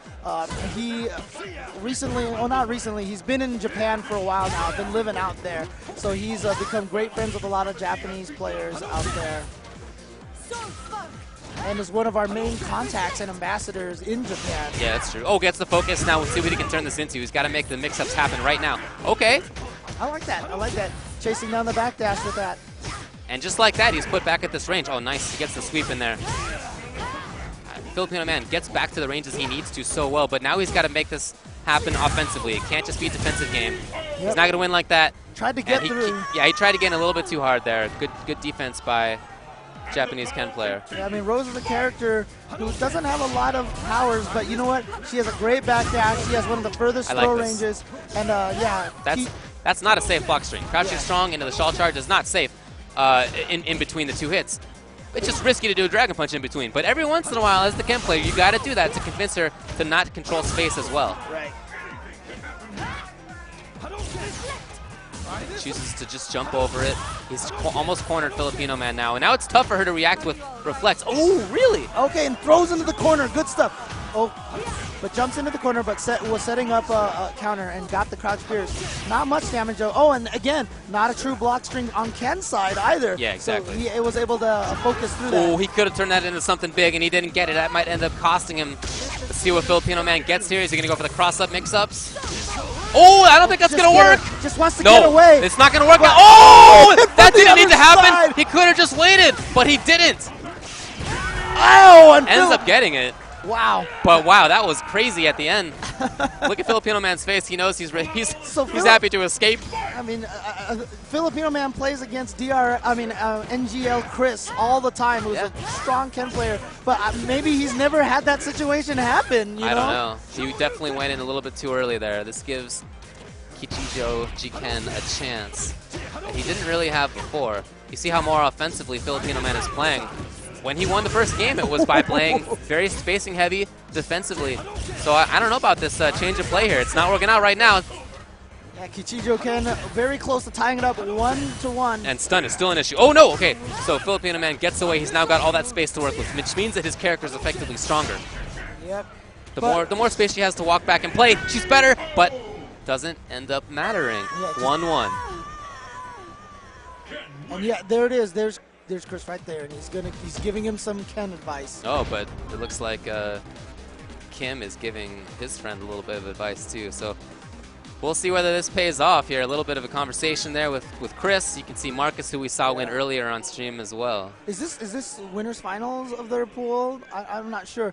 Yeah, It is. Okay. Yeah, I got to imagine because, again, it's very strong players on both sides. I think Filipino Man qualified out of his pool last year, even though he had a really strong pool, if I recall correctly. Oh, my gosh. Is Filipino Man really doing what I think he's doing? I can't believe he'd move away from Rose. That would make me so sad. I've only ever seen him play Rose in tournament. I knew he has a couple backups, but I've never seen him do it. Okay. We'll see. Good. Yeah. Oh, not that Cammy's potentially a bad pick. It's just kind of weird that I haven't seen him play another character before. So even if it's a not quite as good a matchup for your character, if you know everything about your character, you can make it work a little bit better than if you just have a better matchup for yourself without knowing all the ins and outs. Yeah, you can pick. Cammy obviously a better character than Rose, right? But there are characters that just fit you like a glove. They just work with your personality, with your mindset. Yeah. So even if you pick a character who's better than your character, it's sometimes you will do worse with that character just because they do not work for you as well. And that is a reason why you don't always want to just pick the best character in the game because they might not suit your style. So I like Filipino Man going back to this more patient, distance-heavy game because that's what won him the first one. He's going to get through there? Yep, he is. I mean, he basically activated that Ultra and got a free read during that, the freeze animation. Right, yeah, you can see what's happening during that time. Yeah, so he saw that Ken was just starting to throw a fireball, so he knew he had a time to jump over and punish it properly. Oh, nice anti-air. Stand fierce. That's when you know your character, when you bring out buttons like that. That's not a normal thing. Oh, nice reflex. Good. That's a great EX fireball right there. Yeah, good stuff. You could see that Kichijo Jiken was starting to really go to that mid-range game and see whether he could just chip Filipino Man into making a bad decision, but Filipino Man had EX, burned right through the fireball. All right, here comes Ken. Gets the sweep afterward. He can still make this happen and just misses the sweep. Yeah. I mean, that's a tough combo. Usually you see people like, for example, you see Momochi always go into crouch short uppercut on the cross-up hurricane instead. Interesting that he went for the sweep. Oh, and he gets a couple. Let's get afterward. Oh, stays in front, I think. And now he's in front again. Oh, good throw tech. Oh, wow, that was a gutsy dash. What's the mix-up? Oh, but then the uppercut. It's one of these setups where it looks like it's a cross-up, and it looks like your opponent's going to land behind you, but he was going to stay in front. Hey, Kichijo Jiken was just mashing out Dragon Punch, and it worked out. So now we go down to the final round. Unfortunately, jump light attacks cause so much less hit stun that it's harder to combo off of. Kichijo knew that. That's why he was mashing the uppercut. Oh, here we go. Big damage with Kichijo. Oh, that's not throwable. The close stand forward to avoid the throw. So smart. And you see him get to the other side of the corner there first. Oh, EX burns right through. Can he keep it up? and Filipino Man gets away, which is great for him. Unfortunate, though, for Kichijo. He's got to make his way in. He has some life to do it with. Yeah, and he's using the shawl to absorb the fireball sometimes because it gives him more super meter. He really wants that super meter so that he has access to at least EX moves or an FADC, which is so important and great. Oh, man, Dragon Punch FADC now. Ultra 1 because he went to it, and I didn't even notice it. And it was counter hit, and that is going to be it. And Filipino Man cannot wait to jump off that stage. He has been sent to loser's bracket. Kichijo Jiken qualifies in winner's side with Dragon Punch FADC Ultra. I wonder if even Filipino Man had noticed that, because if you know that, if you see that, your reaction to the Dragon Punch, the Fierce Dragon Punch, has to be a little different. You have to play around it a little different because you have to expect that if it hits, you're going to take a lot more damage than if it wasn't there. Yeah, and especially on counter hit too, because then he gets the full animation like he just did. That's right. And you know, we talked about frames a little bit earlier: startup, active, recovery frames. So everything that leads up to the active frames is the startup. All right, so that's before your move hits. If you get hit during those startup frames, the game registers what's called a counter hit. And the counter hit basically adds damage and adds reel to it. So normally when you get hit by a move, you reel for a certain amount of frames. If you get counter hit, you reel for a few extra frames, which allows combos that don't normally work. And of course, thanks to one of our sponsors, Broken Tier, who has always been a very strong sponsor in the fighting game community ever since starting. Premier fighting game T-shirts and peripheral and paraphernalia. I should say. That's right. Yeah, you can get 20% off with the code EVO2013 this weekend only. You can check them out at brokentier.com. See one of the shirts that they have there. Life is too short for bad matchups. Lots of other good stuff there, though. And the best thing about this is, you know, we talked about the Mad Cats earlier. We talked about Markman, who's always been there. He's been a part of the fighting game community forever. He was a great Tekken player a long time ago. Broken Tier, run by Paul Kugler, a.k.a. Kugi, another great member of the fighting game community. We are a community born and bred, you know, of fighting game players, and it's just such a great set of people. All right, this is XSK Samurai. Oh, they're checking buttons, okay. So MC, Marvelous Customs, AC XSK Samurai, who plays out of Fresno in the middle of California. Down way at the bottom of California is where Chris King is from, San Diego, where he's one of the best Vega players. So his Vega has done well in the past at various tournaments. XSK Samurai's Ryu has gone from being solid to being one of the best in the country. He did really well at just the other, not too long ago, at Northwest Majors, where he got, I believe, second place. So strong player. We're in winners finals of this pool.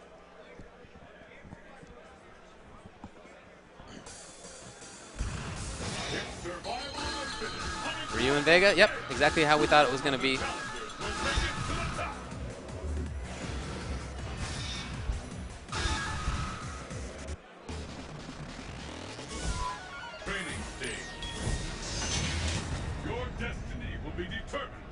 So this is another match where it's all about the zone for Vega.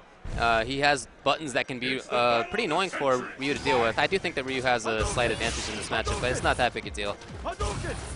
You can see the mobility from Vega, his crouching strong, his stand short, his stand medium kick are going to be really important to him in this match.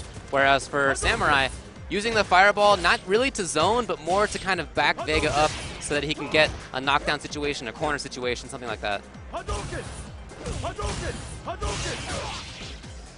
Yeah, so far this is really how Chris King wants to be playing. Wow, that's a big risk to take right there. But, you know, it's one of those message descends, and it's early on and around. He has a life lead. So even if XSK Samurai had blocked it, the punish would have been minimal, and you're sending a message. You're telling XSK Samurai you're willing to do that. Right. So now he may be a little bit more careful. Oh, great punish. Don't build meter or screen away from a Vega with EX meter. Oh, he did the jump strong to just get over it. That's pretty sweet. And this is exactly how Chris wants to play this. He's staying away. Oh, nice confirm. He sees it. And is he just going to go back to defense? Oh, that was a free punish. Yeah. Surprised he didn't take it. But he ends up taking the round anyway. Would have been a free crouching strong. And Mikey doesn't look too concerned. You can see him on the right there, a.k.a. XSK Samurai.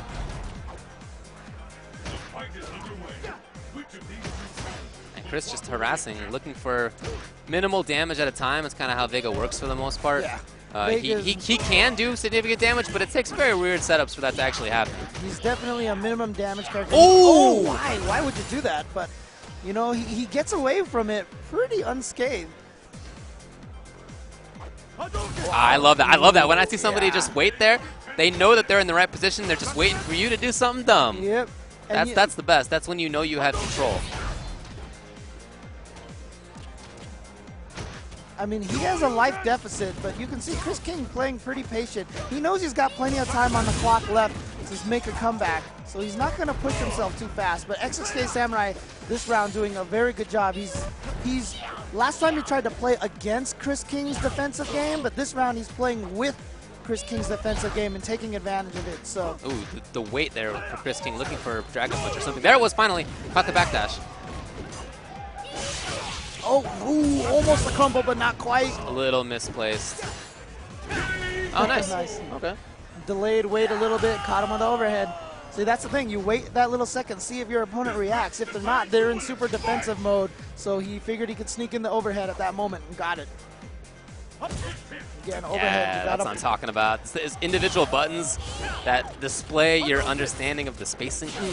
So tasty. Didn't combo, was just a little too far.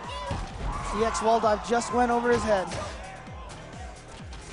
And Chris King isn't taking big risks. When Samurai jumps in, you know, commonly people want to do an anti-air something, but he's just staying away instead. He knows that that's the safer play. It's not necessarily the damage play, but it's the safer one. Nice catch. Tried to chase him down in the air. Oh yeah, see there's that punish, but he didn't get the EX wall dive after. Yeah, it might not work on crouching Ryu there. It doesn't work on some crouching characters from range, so.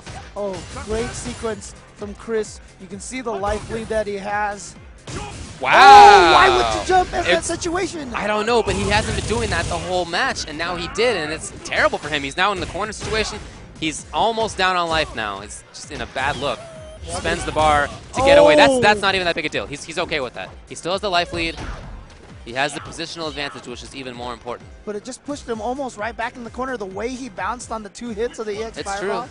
I mean, he'd rather not take that, but it's better than taking big damage. Yep. Oh, again. I think he might have been too far. Oh, especially without claw. Yeah. Oh, yeah. Oh, but here we go. Now XSK with the life lead, and he's just, once Vega's mask falls off, he's one of the rare characters that has this kind of thing. He takes extra damage. This time. There's the grab. All right. Who's in the life lead? I don't know. I can't tell. I think Chris thinks that it's him. Is it going to be? And a great flip at the end, and he is going to take that round. Yeah. Yes! Oh, my God. The delay on that. Why did it take so long for the game to tell us? Yeah, the game was like, the game understood the hype situation and made us wait. Nice programming.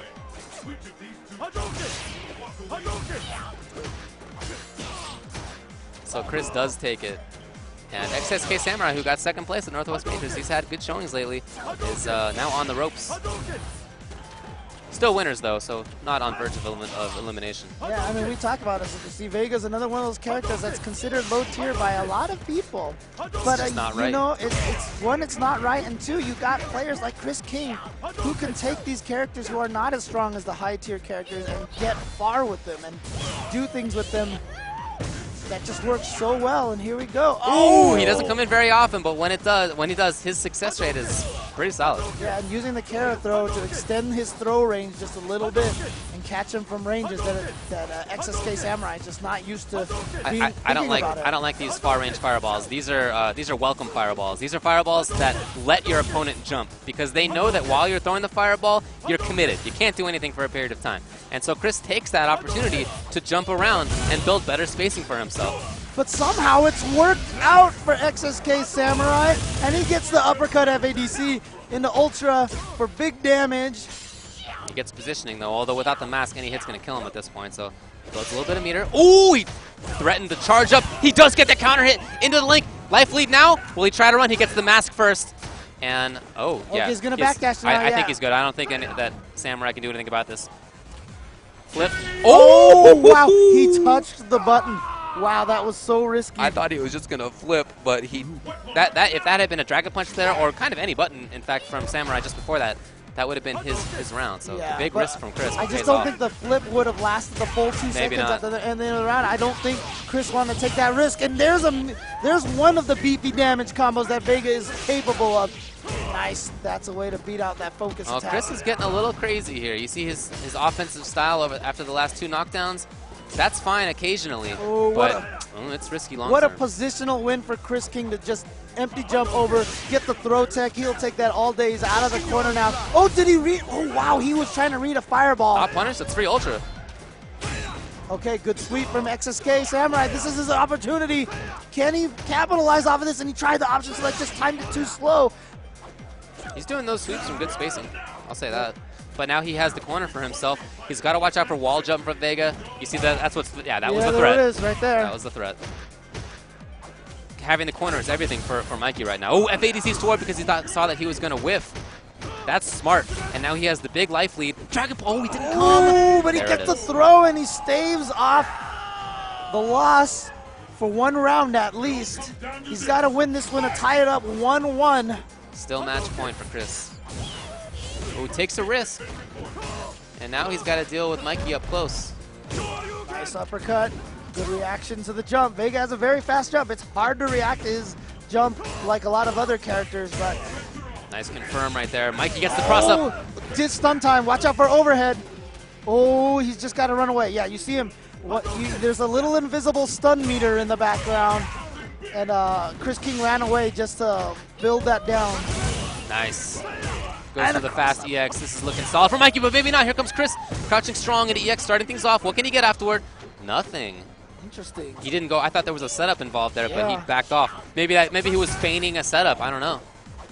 Trying to make Mikey commit to something. Yeah, Mikey can't throw a fireball from a screen away while Chris King is charged, because then he's going to get hit by Ultra. But as long as he sees Vega stand up and walk around, then he can throw fireballs, because then that's information. He knows that Vega's not charging up for his Ultra. See, he can throw that fireball when Vega's standing. That's right. Oh, dash Oh, toward gets the grab. yeah. So smart. Yeah, Now, I mean, rounds often come down to individual moments. And if you recall, towards the start of that round, pretty even on life, pretty even situation, and Chris King jumped in, and he got anti-air dragon punched. And right after that, Mikey had the whole damage sequence that put Chris into the corner. That's where he dealt most of his damage, and after that, it was on Chris to make the comeback the whole time, and that's just not Vega's character. It's that one choice that put him in a bad spot for the whole rest of the game.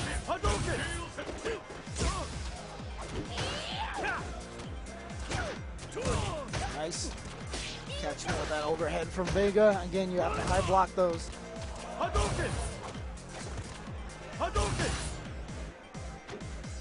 Mikey trying to feign the fireball with stand short and crouching strong.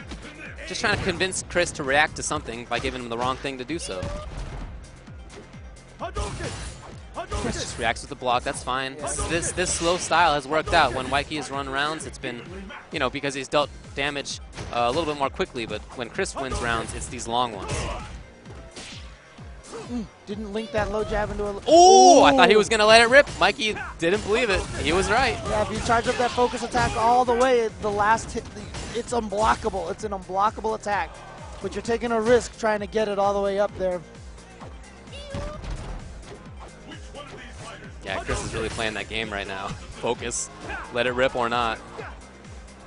And he's staying at a distance where he's just not worried about the fireball. Mikey's got to figure out a way to close the distance in and get some damage going. Definitely still has time, and with 2 bars, he can be very damaging.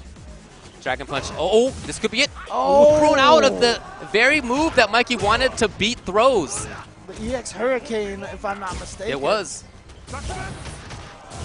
All right. Snag away. Oh, I like it. That was smart. That's going to win the round. Didn't even risk it. Afterwards, he just said, you know what, I'm not. That was so smart. Because it looked like Ryu was vulnerable and he could have hit him, but if Mikey had thrown out an uppercut and he had just timed it wrong, why risk that when the other way is the guaranteed victory? I really want him to just pull whole level focus on this. I think that'd be so sweet. Because this whole match, he's been convincing Mikey to stay still during focus startups. That's punishable. Oh, he tried to bait something out of Chris King, but instead, Chris went for the throw. Chris still staying away. It's these long rounds. Mikey's got to get in there. But Samurai is still throwing those welcome fireballs. Oh, nice. He caught him with that low forward. I mean, Chris should have been able to block that. Yeah, but he was just pressing a button. Here we go. He's got the damage. Oh, the grab rather than counter hit, but Mikey has 3 bars. Oh, and again, that's so risky to go in. Will he do it a third? Oh, not close enough to punish. Yes, like you said, Mike has been spacing those little roundhouses out. It's very negative on block. It's very punishable, but it's also very range dependent. Can he get in there? Oh, is he going to work out? I don't know. We'll see. No. There's too much room for control. That's going to to do it. Chris King is going to take it. Huge risk to take by Samurai, and it just didn't pay off there. Yeah, so. he was hoping that, because Vega can hug the wall after he goes off of it in the air like that, and he can just run away. But if you throw the ultra out and he does do that, you can get a big punish. But unfortunately, Chris was, unfortunately for Mikey, Chris was flying around, and once he saw the ultra activated, he was close enough that he could just easily guide right over it and be perfectly safe. Up next is AG Evangeef. Look what he wrote. Question mark, question mark, question mark, question mark. Thanks, man. Thanks, Vance. It's really helping me out. Well, luckily I know him, so it's okay. Vance from Northern California. One of the, I mean, people have nicknamed him the Robot. I've called him Mecha Vangeef before. He has a very stone cold expression. Plays very machine-like. Just like, one of the best Zangiefs in the country. Yeah, it's a good sense of spacing on him. He has, you know, a very fast finger when it comes to pulling off spinning pile drivers from range. A lot of people have trouble dealing with. He plays that character like he should be in this version of the game, which is very slow, very spacing, mid-range, kind of footsie-heavy character. And you know, don't let his demeanor when he's playing Fluid. He's a pretty funny guy, actually. Oh yeah, he's a good guy. He's a cool guy. He's a good guy, definitely. And, who's his opponent? His opponent is Vernon Dela Cruz from Sacramento, who plays Goken and Rose. And I feel like when I hear whatever his tag is, that I'll probably recognize it. De La Cruz. Vernon De La Cruz. Some people are asking what a vortex is. That is a term that we use a lot. Basically, it's a sequence. It's a sequence that knocks you down, that puts you in a mix-up, that when you land the mix-up successfully, puts you in that same mix-up again. So if you can keep doing it over and over again, they call it that because basically you get trapped in this tornado of mix-ups, you know. And yeah, it's a setup that leads back into itself on hit. Yep. So I don't think he's going to reuse his button checks. Yeah.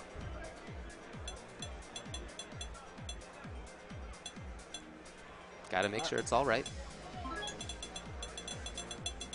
Nice headphones there, double headphones. Yep. AGE hallmark. Yeah, I'm sure both of them are from PDP. Oh wait, no, actually, the ones that are actually on Vangeef's head are the ones being provided here at the tournament. I see. Every station has headphones on there, so you can put them on. A lot of audio cues are very important in these games, and sometimes they're very good for drowning out the crowd. We talked about that a little bit, right? I mean, ever since they started providing headphones at events, I'll always put them on because I feel very poorly with crowds when I'm playing. Gotten checked for lice yet? What's that? What? Huh? Oh. Roger, over. What? All right, guys. Your buttons work. Let's do this. There you go. Get a little handshake to start things out. If he's from Sacramento, maybe these guys have some experience against each other. Vance is not from that far north in California. He's from the Bay Area, but, you know, it's not too far away, so we'll see. See what they think about this. He is going to go with Goken. Excellent, rather than Rose. This is a weird match because I feel like Goken has good buttons to deal with Geef in the mid-range. They're just not damaging. And when he gets knocked down, he's in a real bad spot just against everybody. He doesn't have very good wake-up attacks to deal with pressure, and Geef is all about pressure, so it can be tough. It's all about fighting in the mid-range for Cytotoxic CD8, who is on the one-player side. Vangeef is on the two-player side. Who will emerge a champion? Fight! So he'll be throwing a lot of those fireballs right there, the anti-air ones. Zones very well against Vangeef. But once Vangeef gets in, then it becomes very hard because one of Goken's good strengths is those counters. And counters just don't work against a command grab character like Vangeef. Gotta have your anti-airs down if you're gonna play against Geef. Oh, why would he take that risk? No, I think it's safe in that setup, but it's just, why would you get close? I don't know. Oh, and again he gets close and he's going to get punished again. So he can take those risks. It's just, is it worth it long-term against Geef? I don't think so. We'll see if it pays off for him if he keeps going to it. And there you see Zangief right there. He makes Zangief look like a combo character, even though Zangief really isn't one. And he is going to go in on this, all right. Oh, and he didn't get the forward Dragon Punch he got. Oh, man, this is just going really poorly right now for Saito Toxic. Saito thought he was going to land on the other side, so he did uppercut in one direction, but he landed the other side, so it came out as the wrong move. You know, I see what he's going for. He is doing, in his mind, the right thing, I think, in some cases, but it just hasn't been like that in practice, and that's going to be it. Yeah. Oh, no, he did the jab one for some reason? Just a little bit, but he's just going to chip him out, yeah. I mean, could have been EX Hurricane Wake Up, but it wasn't. Yeah, I mean, Saito could have woke up with a counter, potentially, but I think he would have died on counter because he didn't have any life to give, but EX Hurricane would have been fine. You're right. So if you're Gouken in this matchup, it's all about your anti-airs. You have to have, you know, crouching fierce and far medium kick and neutral jump, stuff like that. You have to have EX Hurricane when you have EX meter. Saito Toxic looking really good this round, but... Oh, yeah. Okay, yeah, there's that neutral jump fierce I was talking about. The scary part is once Zangief gets in, he got him! You can see the whiff throw animation from Gouken. And watch how much damage Gouken is going to take from this. Right away, evens the round out. Oh, and then he does an empty jump. He fakes the attack. He pressed that jump fierce a little bit late, which meant that it whiffed as Gouken got up. Saito Toxic thought that it was going to hit him, and so he didn't wake up with anything. He thought it was going to be a safe jump, but no. Yeah, and now it's match point for Zangief. Yeah, and then Zangief did an empty jump, and then he threw out the stand strong to catch specifically Saito Tech trying to jump back. Got to be. Oh man, that needs to be more than just a grab. He can get close strong, get pretty big damage out of that. Didn't do it. I don't understand. He put himself in that spot. He didn't need to be there. He's going to lose 400 damage just because he wanted to go in and he mistimed things. That was the other side of that setup right there by Zangief. Very strong play by him, but I really feel like Saito Toxic let him get away with more than he needed to. All right, guys. Once again, I mean, thanks everybody around the world for tuning in to Evolution 2013. We are just getting started, but we've had some amazing matches thus far on stream. Yeah, and let me tell you what we're going to be doing today. So we're going to switch out commentary teams on the regular every about 2 hours. Our first block is done. Up next is going to be what? Mike Ross and Combo Fiend? Yeah. Nice, awesome. Okay, that should be good. So I'll be back at 2. I don't know about you. I don't remember. I don't know, whatever. We'll be back during the day. Thanks for hanging out with us during this period of time. We're going to take a break. Be back in a bit.